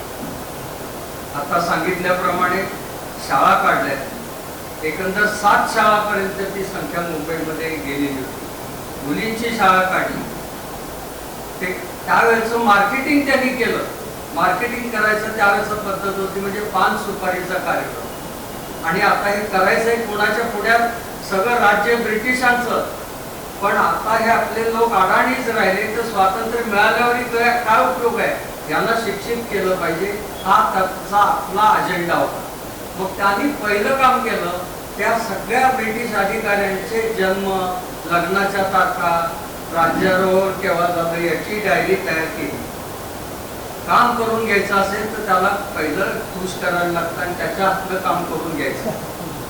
काम आपल्यासाठी करायचं आहे, कामाला त्यांना लावायचं. तुम्ही म्हणता ना आमच्यावर राज्य करताय, आमच्यासाठी करून द्या, हे ठामपणे सांगणार हे व्यक्तिमत्व.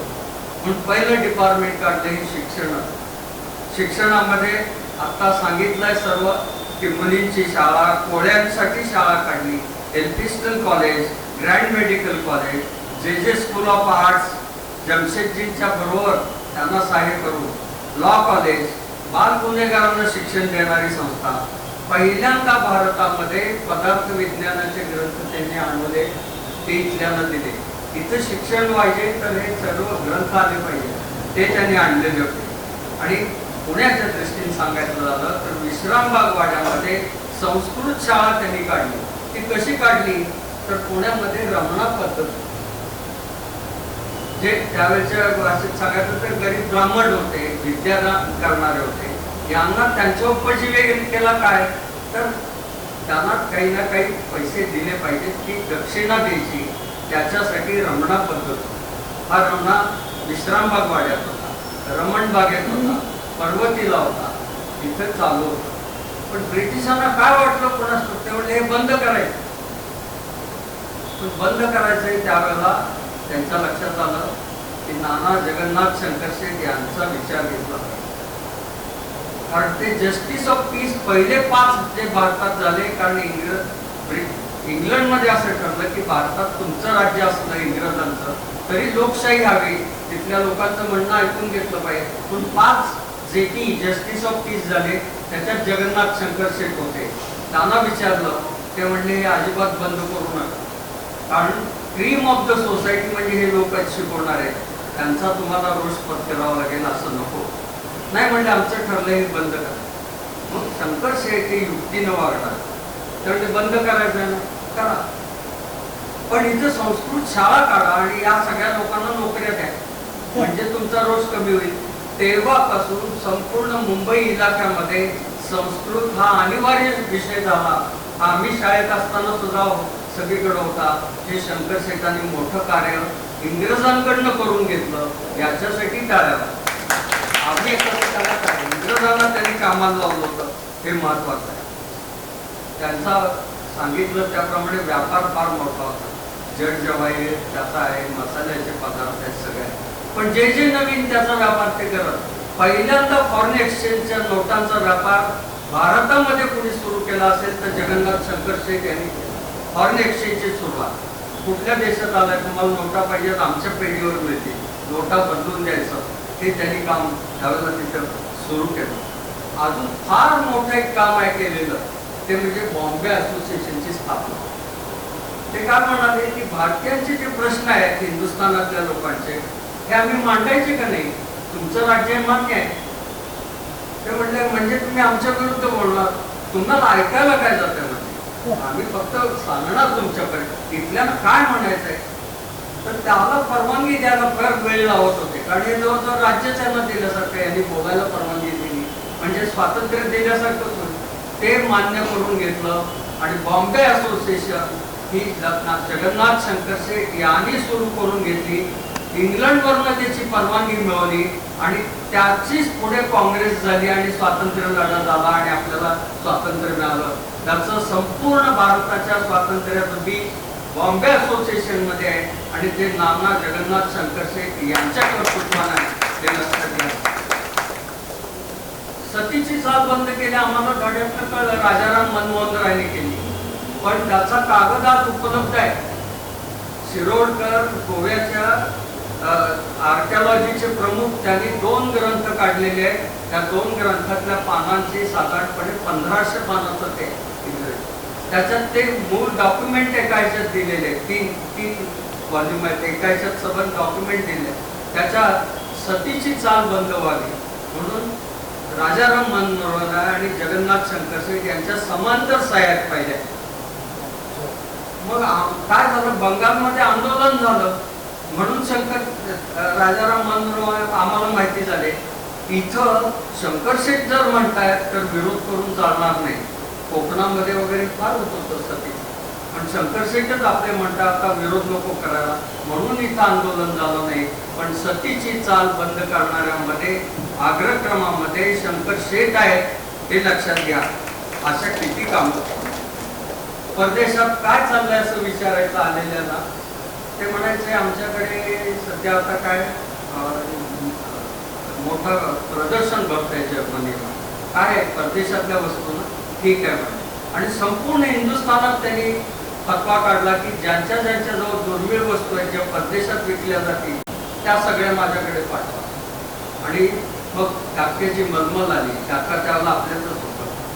पुण्यातल्या 2 वस्तू गेल्या होत्या, एक खसखशीची चित्र आणि दोन्ही बाजूला विणकाम असलेले कापड, ते त्यावेळेचं त्याच्यात आहे.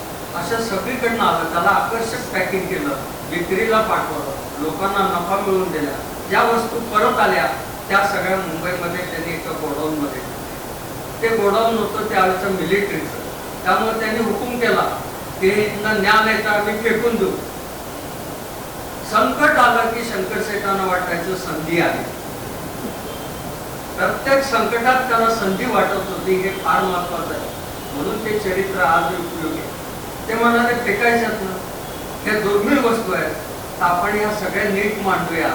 आणि इंग्रजांकडनंच त्यांनी मुंबईतलं म्युझियम तयार करून घेतलं, त्याच्यात या वस्तू सगळ्या ठेवल्या, ते केलं काम.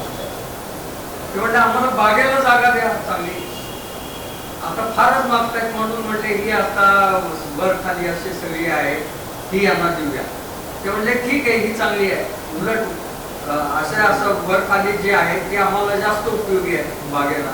आणि त्याच्यामध्ये त्यांनी जगातनं कुठनं चांगल्या वनस्पती येतील त्या आणल्या. राणीची बाग, याला अगदी शेवटपर्यंत असं ठरलं होतं की नानाची बाग करायची, कारण त्यांनीच सगळं केलेलं. ते त्यांना त्याचा इतका छंद होता की जाता येता तिथं थांबायचं, बगीत थांबवायचे आणि बागेतलं काम कुठपर्यंत आलं बघायचं. आणि ती बाग पूर्ण आता होऊन त्यांचं नाव देणार, तेवढ्यात ते म्हणले तिथं आता राणीचा वाढदिवस आलेला आहे आणि भारतातही तो साजरा करायचा आहे. ते म्हणले द्या राणीचं नाव, माझं काय, माझ्या नावासाठी मी करत नाही, पण त्यांच्यामुळे आज राणीची बाग इतके वर्ष ही जगन्नाथ शंकर शेठ यांच्या प्रयत्नातून झाली आहे, ते लक्षात घ्या. काय काय केलं, बँका काढल्या, बरेच सांगितलं याच्यात, 4 बँका काढल्यात, त्याच्यात कापड गिरण्या काढल्या आणि सोनापूर स्मशानभूमी सांगितली, ही सुद्धा बघा. संकटातनं संधी. आज इथं उपस्थित आहेत हे त्याचे अध्यक्ष आहेत त्या ट्रस्टचे. जोरदार टाळ्यावर कौतुक करा. मुंबईमधल्या सगळ्यात महत्वाची स्मशानभूमी हे फार मोठं तिथलं कार्य आहे. त्याचे अध्यक्ष आज शंकर शेठ आपले उपस्थित आहेत. सुरेंद्र हो सच्चिदानंद हटकर आहेत बरोबर. तेही त्याच्यात कार्य करतात. काय झालं, कोर्टमध्ये ऑफिस होती सगळ्यांची आणि राहायला हे अगदी मलबार हिलला होते. बघीत नाही यायचे.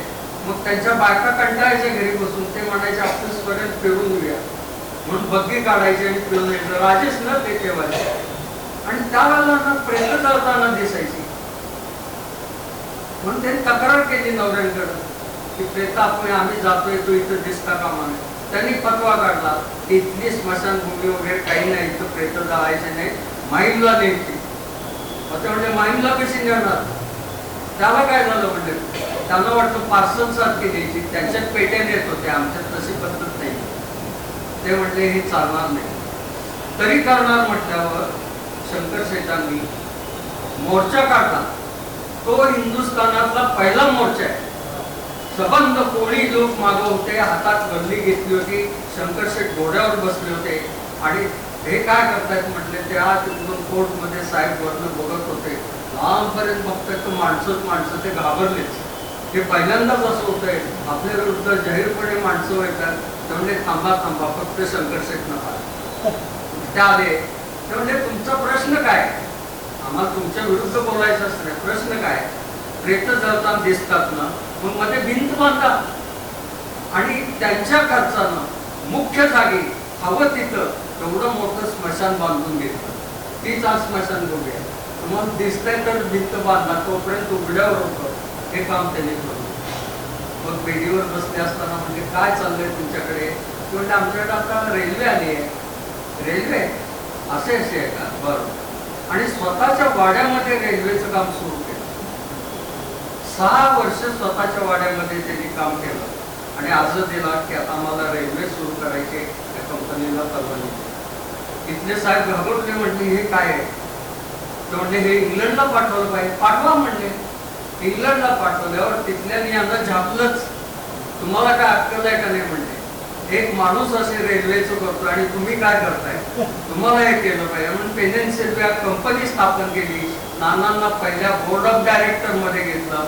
आजही त्यांचा पुतळा ब्रिटिश स्टेशनवर त्या बोर्ड ऑफ डायरेक्टर मध्ये आहे. पहिली रेल्वे आपल्या मराठी माणसानं सुरू केली आहे. सोपं रेल्वे सुरू कर.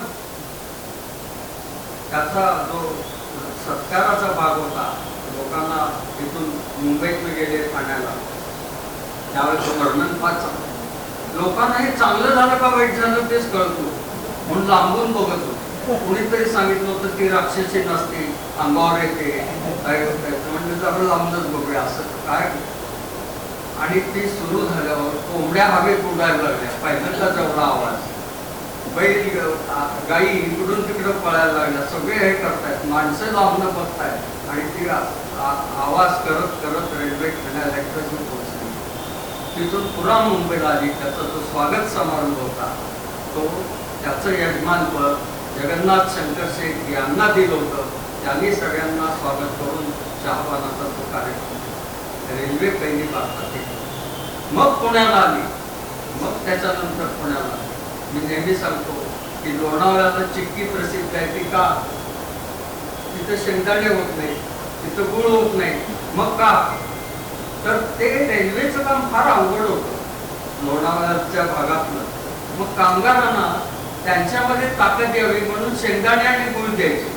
ते ठराविक मापात मिळावे म्हणून ते घट्ट बांधायला सुरुवात केली. तिथून लोणावळ्याची चिक्की झाली. तर या गमती सगळ्या रेल्वेच्या आहेत. त्या कितीतरी म्हणजे आज भारतातली एकात्मता जर कोणी साधली असेल, जातीयता कोणी मोडली असेल, सर्व धर्माचे लोक एकत्र कोणी आणले असतील तर ते फक्त रेल्वेने आणलेले आहेत. त्याच्याच सारखं उदाहरण नाही. रेल्वे कोण म्हणत नाही हा कुठला, सगळे एकत्र आणि प्रवास करतात. याचं बीज शंकर शेठांच्या इथं आहे ते आपण जरूर लक्षात घ्या. पुण्यामध्ये त्यांना त्या या चातुर्मासाच्या काळात ते यायचे आणि इथनं पुण्यातनं राज्यकारभार द्यायला चालू होतो ब्रिटिशांचं, काही लक्षात घ्या. आणि जस्टिस ऑफ पीस म्हणून ते यायचे. त्यामुळे त्यांनी स्वतःसाठी प्रशस्त वाडा बांधून घेतला स्वतःच्या खर्चात. खडकमाळ, मामलेदार कचेरी, शुक्रवार पेठ याच्या मागे तो वाडा. पंच हाऊस मिशन असं त्याचा पत्ता आहे, तिथं तो प्रचंड मोठा वाडा. आणि 4 घोड्यांची बग्गी असलेले एकमेव त्यावेळेला शंकर शेठ होते. त्यांनी स्वतःसाठी पुण्यातला पहिला खासगी रस्ता बांधला, तो शंकर शेठ रोड आहे. 15,000 रुपये त्यावेळेला तो आहे. मी एक ध्यास घेतला की तो बंगला कुठे आहे तो शोधायचा आणि त्याच्यासाठी मंदार लावाट यांची मदत घेतली. इतिहास होती म्हटलं कुठे आहे, मग ते कोणत्या काळात नक्की इथे येत होते म्हणून भारत इतिहास संशोधक मंडळात गेलो. तिथं ज्ञान प्रकाशचे सगळे अंक काढले. त्यांचा 1803 जन्म आहे, म्हणजे साधारण 1820 पासून बघूया. असं करत आणि शंकर शेठ आले, लोक रस्त्यावर उभे होते, स्वागत केलं. अशा त्या चौकटीत एवढे अंक बाजून करून तारखा काढल्या. या तारखामधले आता नकाशा कुठे आहेत बघूया. भारत इतिहासमध्ये एक नकाशा तो जवळजवळ 12 बाय 12 फुटाचा आहे. त्याची गुंडाळी आहे, तो बघताच येणं शक्य नाही. मग त्या गुंडाळीवर बाजूला मुलं उभी केली, त्या बाजूला एक तिकडे एक तिकडे आणि म्हटलं याच्यात बघूया. त्यावेळेला मंदार लवाटे म्हणाला, बघा मध्ये जे 55 मिशन दिलंय त्याच्यावर इंग्रजीत लिहिलंय शंकर शेठ बंगलो.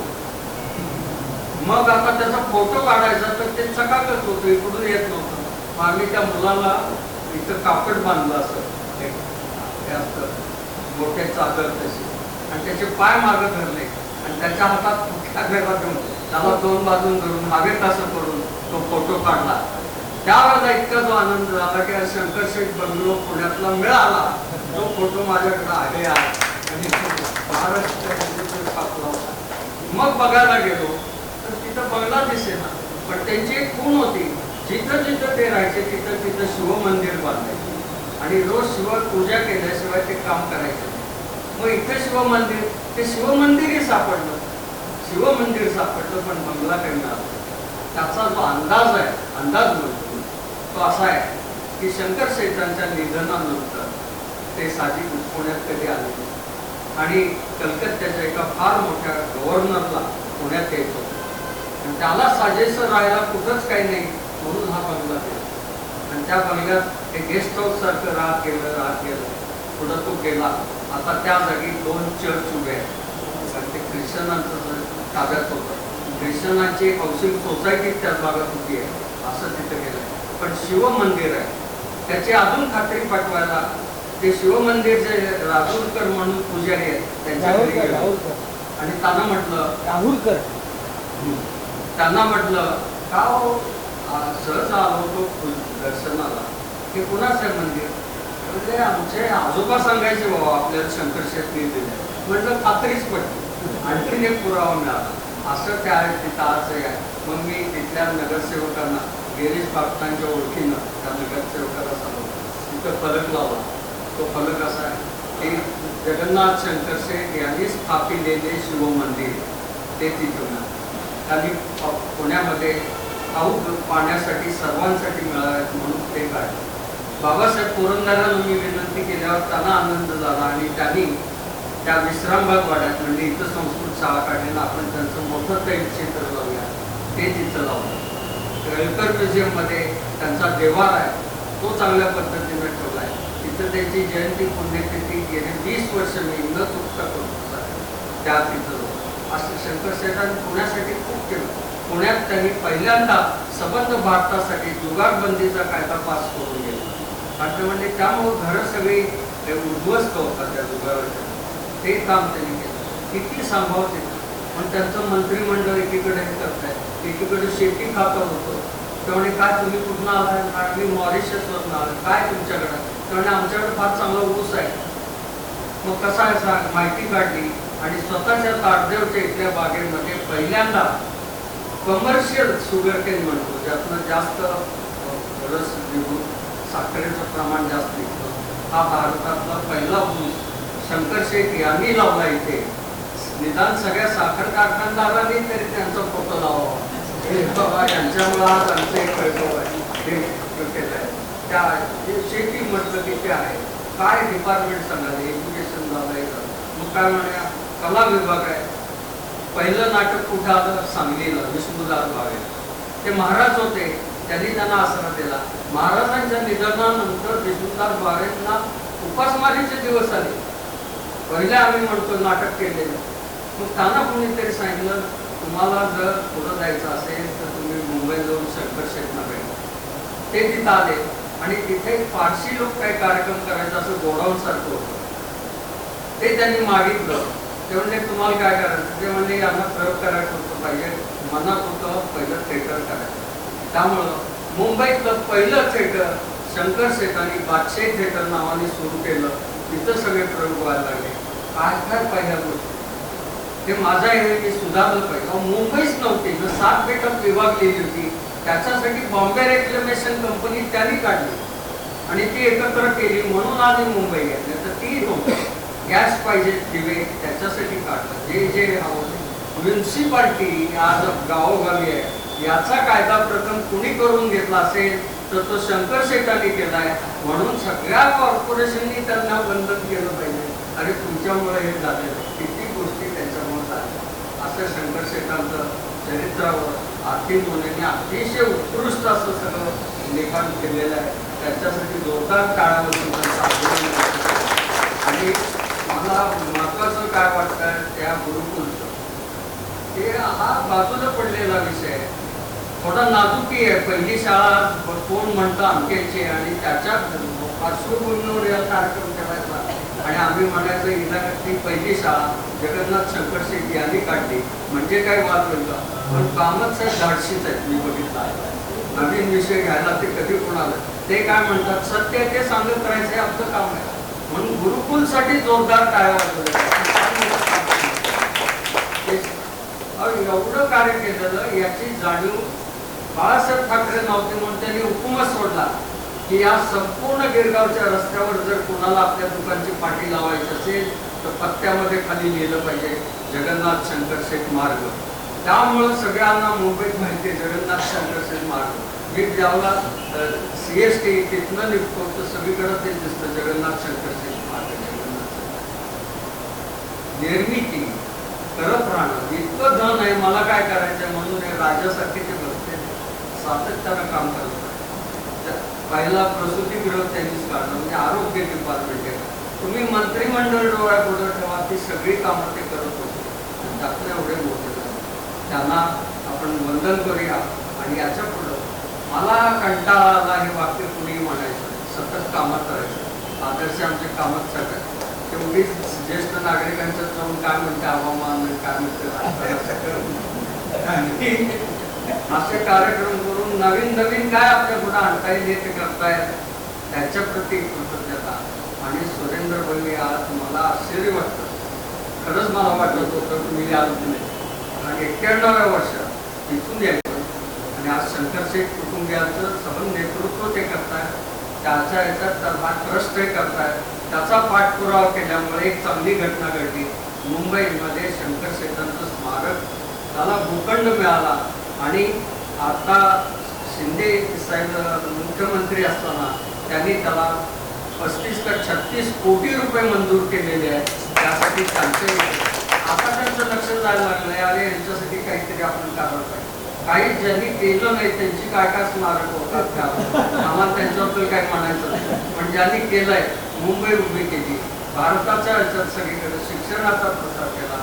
बरोबर त्यांच्या ह्याच्यातनं शंकर शेठ शिष्यवृत्ती मिळवलेल्यामध्ये CD देशमुखांसारखी माणसं ते मानतात. सगळ्या मोठ्यांनी त्यांना वंदन केलंय. आपणही वंदन करूया.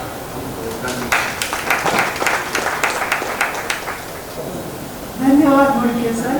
नेहमीप्रमाणे तुम्ही खुशखुशीशाही जगन्नाथ शंकर शेठांचं हे सांगितलं, तुमचं विचार व्यक्त केले. धन्यवाद, शतशः धन्यवाद. आता मी डॉक्टर कामत सरांना विनंती करते की त्यांनी त्यांचे विचार व्यक्त करावे.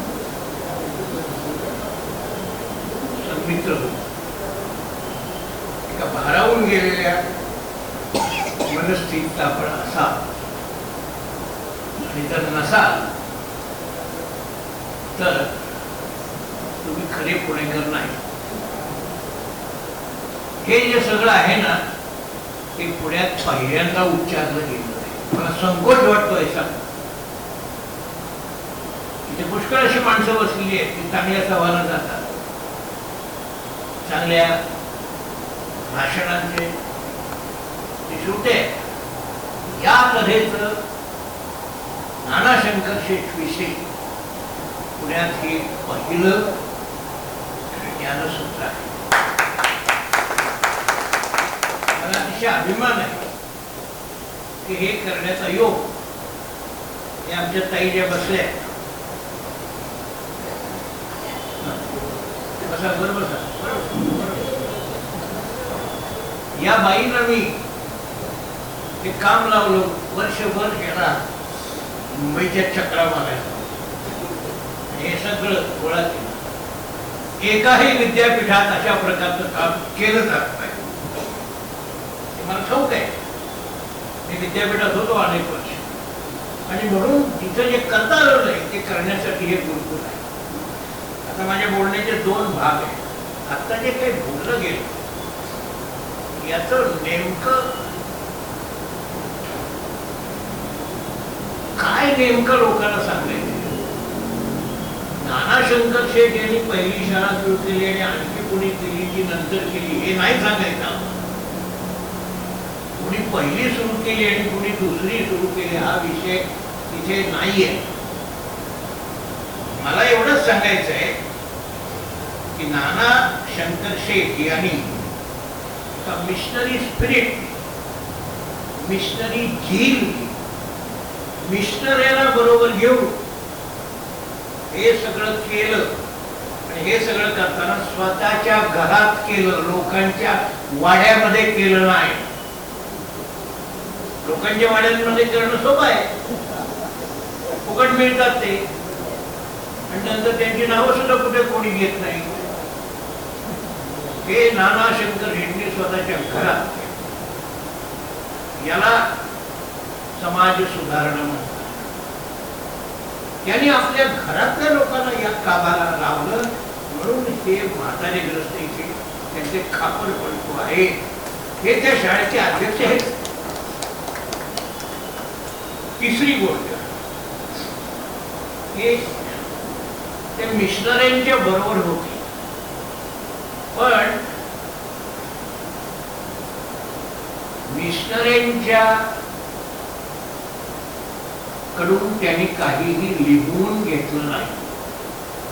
मी जास्त तपशिलात जाणार नाही. बऱ्याच लोकांनी तिथल्या जातीयवादाला पूरक असं जे इंग्रजांना हवं होतं ते त्या मिशनऱ्यांनी लिहिलं आणि यांच्या नावावर ते आलं असं घडलेलं आहे. पण याच्यात कोणी पडत नाही.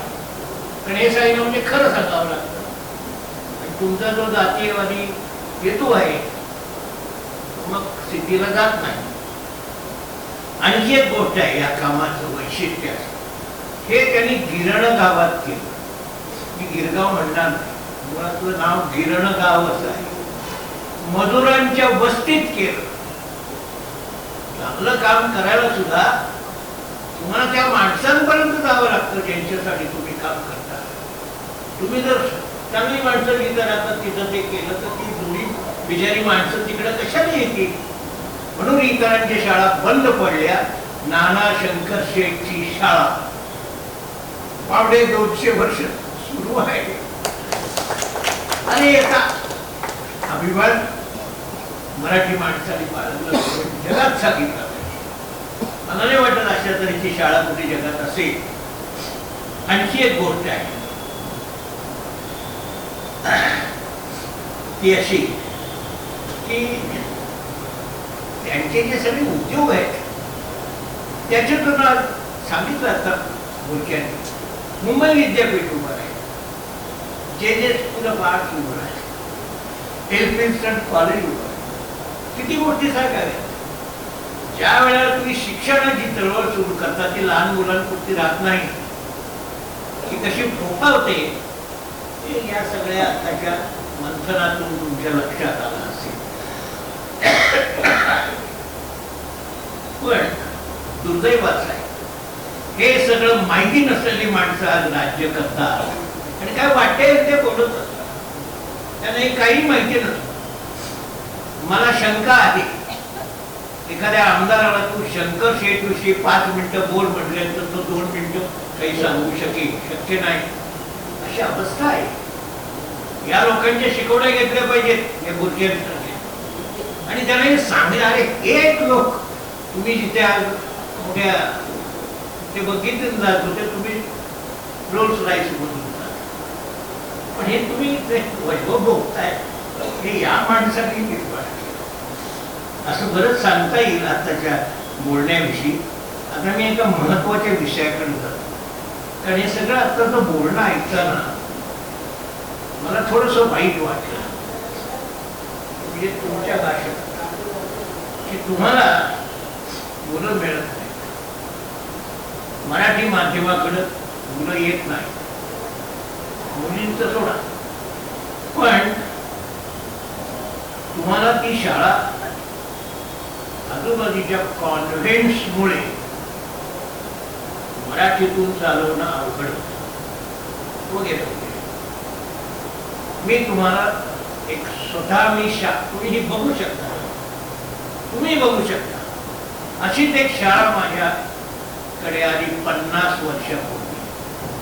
दत्तवामन पोद्दारांनी सांगितलं की तू हे बघ, ते तुझ्यासारख्या माणसाला एक मार्ग काढते.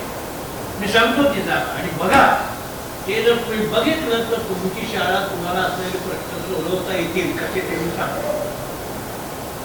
मला मिळालेली शाळा काय होती, ती कॅन्टोन्मेंट बोर्डात ही थोडीशी मोकळी जागा होती लष्कराकडची. ती जागा आम्हाला देण्यात आली. तिथे एक जुना वाडा होता आणि तो जुना वाडा एका पारशाचा होता. पोद्दारे अशा अजबग्रस्त होते, ते गेले त्या पारशाकडे. तो पारशी पोद्दाराने ओळखत होता, म्हणजे ऐकून ओळखत होता. तो म्हणला तुम्हाला काय पाहिजे? मला इथे शाळा सुरू आहे, माझा वाडा तुम्हाला घेऊन टाकतो. इतकी ताकद, अशी ताकदीची माणसं असली पाहिजे. याने नुसतं म्हटलं आणि तो वाडा आम्हाला मिळाला. अजूनही तो वाडा बघायला जातो. तो वाडा मी तसाच्या तसा ठेवलाय, पाडू गेला नाही.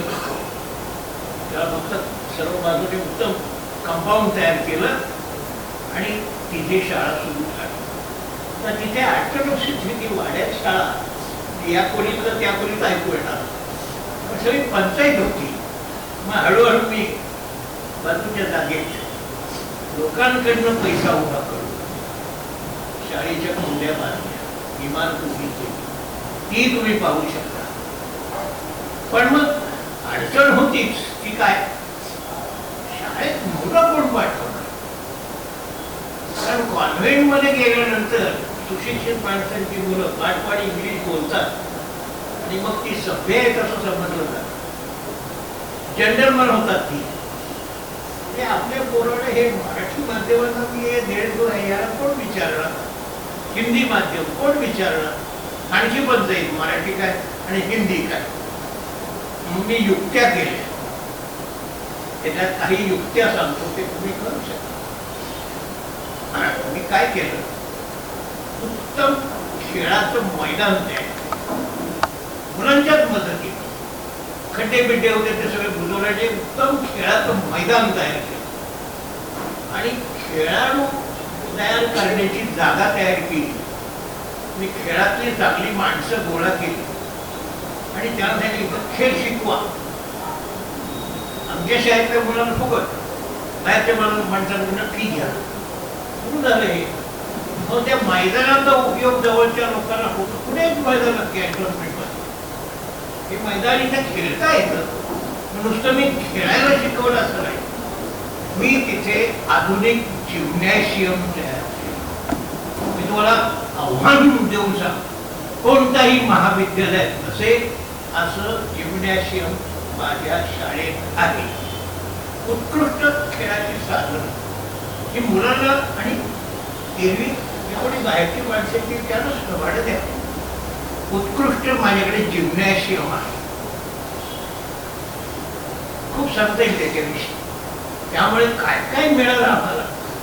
लोक फार खूप झालं की इतकी चांगली सोय नाहीये कुठे कॅन्टोन्मेंटमध्ये, कुठल्या कॉन्व्हेंटमध्ये हे करा. नंतर मी कॉन्व्हेंटच्या मंडळींशी माझी मैत्री आहे, अजूनही आहे, काय कोणाची वाकलं नाही. त्याला सांगितलं की आमचं तुमचं काही वाकलं नाही बुवा, आम्ही काय करतो ते बघा. मग मी असे अनेक उपक्रम केले. उदाहरणार्थ मी चिपको आंदोलन सुरू केलं. चिपको म्हणजे जाऊन मिठी मारा कुणाला, झाडाला मिठ्या मारा आणि झाडं जगवा वाढवा. कॅन्टोन्मेंट बोर्डामध्ये हे काम माझ्या शाळेतल्या मुलांना सगळी केलेलं आहे. मग सगळीकडे झाडं बिडं तयार झाली, लोक खुश झाले. महापालिकावाले हे करत नाही, कॅन्टोन्मेंट बोर्डाचे सदस्य करत नाही हे काम, मुलांनी केलं.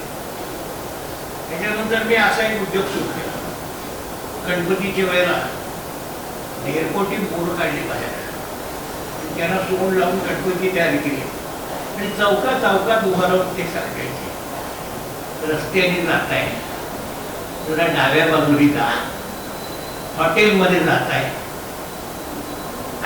माणसं भुकेलेली बाहेर आहेत, तेव्हा आवश्यक तेवढंच खा, टाकू नका पानात किंवा बशीत. हे सगळं माझी मुलं सांगतात. याचा परिणाम एवढा झाला, टूलगेट आजचं बस स्टेशन हे झाडायला मी 1500 मुलं घेऊन गेले होते. टूलगेट मधले सगळे प्रवासी चाट पडायची, पोरं हे सगळं स्वच्छ करतात, त्या डापणीचं घाण घेतो. असे उद्योग हे समाजामध्ये करायचे, जे मुलं उत्साहाने करतात. जे मी 50 गोष्टी सांगितल्या, हे केल्यामुळे आज माझी शाळा ही अनेकांना आपली शाळा. आणि हिंदी माध्यमाच्या शाळेत मला मुलांची कमतरता नाही. मी आज तिथे कोणी नाहीये. तिथे बोलले कुठले तरी लोक आहेत, पण मी हे केलं. शिक्षक आहेत तिथले, त्यांना माहीत आहे की आपल्या या माणसामुळे आपल्याला आपली नोकरी टिकली आणि मुलं आपली शाळा सगळी टिकली, व्यवस्थित झालं. तर मी तुम्हाला सांगतो, जर समाजोपयोगी अशा गोष्टी वस्तू मग मी राख्या मुलांना तयार करायला सांगितलं. कोणाला बांधायच्या? कॅन्टोन्मेंट हॉस्पिटलमध्ये टायबंदी झालेले जे सैनिक आहेत त्यांना जाऊन बांधा. अशा कितीतरी गोष्टी आलं डोक्यात की मी ते शाळेत जाऊन सांगायचं मुलाला, शिक्षकाला की जे तुम्ही म्हटलं तसे आहे तुमचं येत. मी शाळेत मुलांची राहण्याची सोय केली. पुढे नापास होता तुम्ही सांगायला लागेल, पुढे कशी नापास होतात बघ. मी शाळेमध्ये मुलांची राहण्याची सोय केली 2-2 महिने. आणि मी आणि ही माझी बायको आम्ही स्वतः गोड वस्तू तयार करायचो आणि त्यांना देऊन वाढायचो. पोरं खुश झाली, गोडधोड मिळायला लागलं. रात्री शिकवणी मास्तर शिकवायला लागले, रात्री पहाटे उठवायला लागले आणि अभ्यास करायला लागले लावले. त्यांनी माझ्या शाळेचा अनेक वर्ष रिझल्ट 100% आहे. कारण की मुलांना काय कमी पडतंय? खाणं राहणं कमी पडतंय, सोय नाही. अशा गोष्टी मी केल्या म्हणून माझी शाळा उत्तम सुरू आहे आणि कॉन्व्हेंटच्या गराड्यात सुरू आहे. आणखी मौसम अनेक सरकारी अधिकारी येऊन भेटायला लागले, म्हणाले आमचे सॅलिसबरी पार्क मध्ये वगैरे राहतात, ते गाड्या जातात. म्हणजे आम्ही इथं थबकतो, कारण इतकं शिस्तीचं वातावरण मिळालंय असं कुठेही कॉन्व्हेंट्स मध्ये दिसत नाही. आमच्या शाळेच्या ग्राउंडवर ते दिसतं. मुलं एका विशिष्ट रस्त्यानंच जातात, आपण दिलेल्या रस्त्यावरनच जातात. कुठून तरी काहीतरी जात्याकडे कुठे तरी काहीतरी असं नाहीये. मित्रांनो, हे सगळं करता येतं. मला आणखी 2 गोष्टींचा उल्लेख करायचा आहे. नाना शंकर शेठ यांनी 1843 साली हा उद्योग सुरू केला. त्याच्यानंतर पुढे इतरांनी हे काम काही प्रमाणात केलं, खूप ठिकाणी केलं. एकही यशस्वी झालं नाही. नाना शंकरशेठ यांची शाळा अजूनही चालू आहे. हे आपल्या सुधारणेविषयी बोलणाऱ्या गप्पा मारणाऱ्या लोकांना सांगितलं आणि ही शाळा अजून आहे, ही चालू आहे. आणि का चालू आहे? आजगावकर आता जे बोलले त्याच्यातून ते आणि ते आता जे अध्यक्ष म्हणाले, एक मुलगा असतात की आम्ही शाळा बंद केली, जिद्द पाहिजे. अरे कॉन्व्हेंट मध्ये आपली मुलं जातात, याला जबाबदार कोण? ख्रिश्चन जबाबदार आहेत का?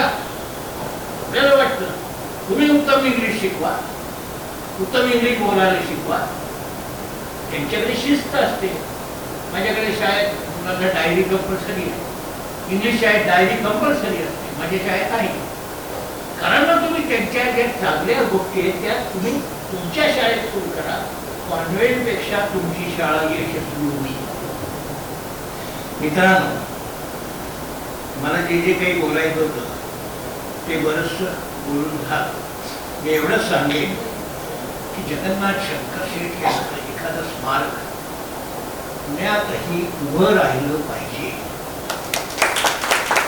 त्यासाठी आमचे लोक यापुढे तुमच्या सहकार्यानं प्रयत्न करतील. मुलक्यांनी त्या जागा सगळ्या शोधून काढल्या. कुठे कुठे नाना शंकरशेठ राहत होते आणि काय काय करत होते. कदाचित नाना शंकरशेठ यांच्या डोक्यात शाळेचं काम होतं म्हणूनच पुढे इथे पुण्यातल्या लोकांनी ते काम सुरू केलं असावं हे म्हणायला जागा आहे.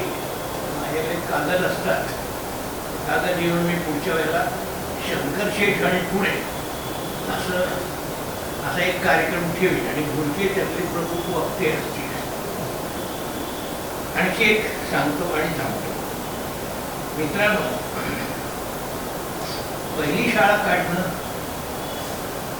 ती मजूर वस्तीत काढणं, ती आजही सुरू असणं, त्याचे जे कोणी चालक आहेत ते सगळ्या अडचणी पार करून ते सगळं त्यांनी चालवलं, हे कौतुकास्पद आहेच. पण नाना शंकरशेठ यांच्या या सगळ्या कर्तृत्वाचे साथीदार त्यांच्या घरातले लोक आहेत हे महत्वाचं आहे. त्यांच्या जवळचे लोक आहेत आणि म्हणून त्या कामाचं महत्व आहे. मला जास्त तपशिलात जायचं नाही, कारण मला असे सुधारक माहिती आहेत. त्यांच्या नावानं खूप गप्पा मारणारे लोक आहेत. पण त्या सुधारकाच्या घरावरनं मी जेव्हा जातो त्या घरावर असलेली जळमट आणि त्याच्या भिंतीवर उभारलेलं गवत मी पाहतो आणि मला धक्का बसतो. आहे इथं त्यांनी ते साप्ताहिक सुरू केलं बहुजनांच्यासाठी. हा वाडा होता जिथे ते राहत होते. आज तिथे जक्कलचा कुटुंब असावं तिथे आहे. असं शेवटी सुधारणा ही स्वतःपासून तुम्ही स्वतः काही केलं आणि आपल्या घरातल्या लोकांसह केलं तर ते समाजामध्ये बिंबू शकतं, समाजावर ठसू शकतं. असं काम ह्या मंडळींनी केलं आणि म्हणून नाना शंकरशेठ यांचं स्मरण झालं पाहिजे. आता एकच उल्लेख करतो, इथं सुवर्णकार समाजाचे किती लोक आहेत? 6-7. पुण्यातल्या सुवर्णकार समाजाच्या सर्व लोकांना मी निमंत्रण पाठवलं. मला असं वाटतं डोक्यावर घेतील, हा आमच्या समाजाचा माणूस आहे, यांनी हे सगळं केलं. असं होत नाही. ठीक आहे, तुम्ही समाज मानता, विशिष्ट ज्ञाती मानता, आणि मग ते तरी एकत्र या आणि चांगलं काम करा. त्यासाठी हा कार्यक्रम मी इथं ठेवला. मला जेवढं सहकार्य मिळालं पाहिजे होतं तेवढं या समाजाकडून मिळालं नाही. ते मिळालं पाहिजे तरच तुम्ही नाना शंकरशेठ यांचं नाव घेऊ शकता. आम्ही करू तो उद्योग. या नाना शंकरशेठचा जो वाडा आहे तिथे ती आई ती चर्चेस आहेत दोन बाजूला. मी सगळं ते पाहून आलो तुम्ही सांगितलं. तिथेच तुमच्या मदतीने आम्ही शंकराचं जेवढे त्याची आधी व्यवस्था करू आहे तिथे शंभू आहे शंकराचं मंदिर आहे. ते ते शिवभक्त पण होते. हे सगळं नांत झालं पाहिजे. आणि तुमच्या ह्या ज्या जुन्या सगळ्या खाणाखुणा आहेत, या खाणाखुणा तरुण पिढीला प्रेरक वाटल्या पाहिजे. इथून जाता येताना त्याला जाणवलं पाहिजे हा मनुष्य इथे होता. आपण किती भाग्यवान आहोत की आपण इथून असं सुरक्षित राहतो. जेव्हा आपण परतंत्र होतो, सुरक्षित नव्हतो, तेव्हा त्यांनी हे काम केलं लक्षात. आणि हे करताना त्यांनी जे काही लिहिलं केलं ते स्वतःच आहे. मिशनऱ्यांकडनं लिहून घेऊन किंवा मिशनऱ्यांनी लिहिलेलं आपल्या समाजात प्रस्तुत करणं, त्या निमित्तानं जातीभेदाला ब्रिटिशांच्या इच्छेप्रमाणे डिवाइड अँड रूल एक प्रकारचा वाढावा मिळणं हे बरोबर नाही. हे नाना शंकर शेठ ओळखलं. आणि नाना शंकर शेठ ब्रिटिशांबरोबर होते, पण ते ब्रिटिशांपैकी नव्हते. त्यांचे उद्योग त्यांना ह्यांच्या शाळातून किंवा ह्यांच्या माध्यमातून करता आले नाही. हे वैशिष्ट्य आहे तुमच्या शाळेत आणि नाना शंकर शेठ यांच्या शैक्षणिक कार्याचं. मी आमच्या आरती मोन्यांचे मनापासून आभार मानतो की त्यांच्यामुळे हा सगळा योग आला. आता हे इथंच थांबायचं नाही आहे. या संबंधी मिळालेले सगळे कागद, सगळे फोटोग्राफ्स जवळजवळ 50 आहेत, सगळे छापले जातील आणि लोकांना हे दिलं जाईल. हे काम पहा. आणि तुम्ही इतर कोणाची काही तुलना करण्याचं कारण नाही. हे काम आहे म्हणूनच पुढची कामं काही लोकांना करता आली. मला फार आनंद आहे की इथे अशी जसं भुरके म्हणाले, स्वतः सुरेंद्र भाऊ आले या वयात, ते आले, बोलले आणि आपला सगळ्यांचा काळ अतिशय आनंदात गेला. आणि आपण एका अशा काळात गेलो, त्या काळाचा आपण जर अभ्यास केला तर आपण इथवर आलो. त्याला त्यावेळेचे शिलेदार उपयोगी ठरले हे लक्षात येईल. मी जास्त बोलत नाही. तुम्ही इतक्या संख्येने आला इतक्या वेळपासून ऐकलं, मला आनंद आहे. आता याच्यानंतर आम्ही नेहमीच्या प्रथेप्रमाणे तुम्ही सर्वांनी इथे उत्तम भोजन तयार आहे. आपण पुण्यात आहोत मुलांनी असं उद्योग की तुम्ही आलात, एवढा वेळ तुम्ही दिलात आणि चांगलं काहीतरी मंथन ऐकलं, यासाठी चांगलं भोजन घ्या आणि एकमेकाचे व्हा. भोजन ही एकच गोष्ट अशी आहे की ते पंक्ती प्रपंच नसतो. सगळी माणसं एकत्र येऊ शकतात, एकमेकाशी मोकळेपणाने बोलू शकतात. तो आस्वाद तुम्ही 2 मिनिटं सर्वांनी थांबावा.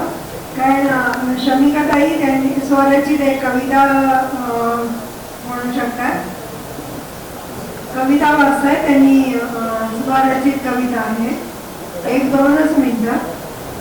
खूप छान सगळं भारावलेलंच वातावरण आहे. मुरके सरांनी तर खूपच सुंदर गोष्टीरूपी इतिहास काय असतो आम्ही रवमाण झालो.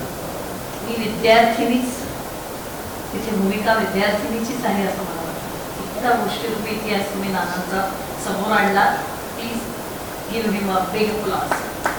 जोरदार टाळ्यांनी आपण त्यांचं कौतुक करू. अतिशय गोष्टीरूपी म्हणजे खरोखर इतिहासाचे शिक्षक आहात का तुम्ही असा मला प्रश्न पडला मुळात. इतका सुंदर इतिहास. नाही तर इतिहास आवडत नाही हो, काय कंटाळवाणा आहे, झोप येते असं सगळं होतं. आमच्या शाळेत नाही होत असं. इतिहास रंजकच होतो, पण हा असाच इतिहास रंजक झाला. मला बाबासाहेब पुरंदरेंची आठवण आहे. इतकं सुंदर त्यांनी सांगितलं. खूप छान दुर्गे सर.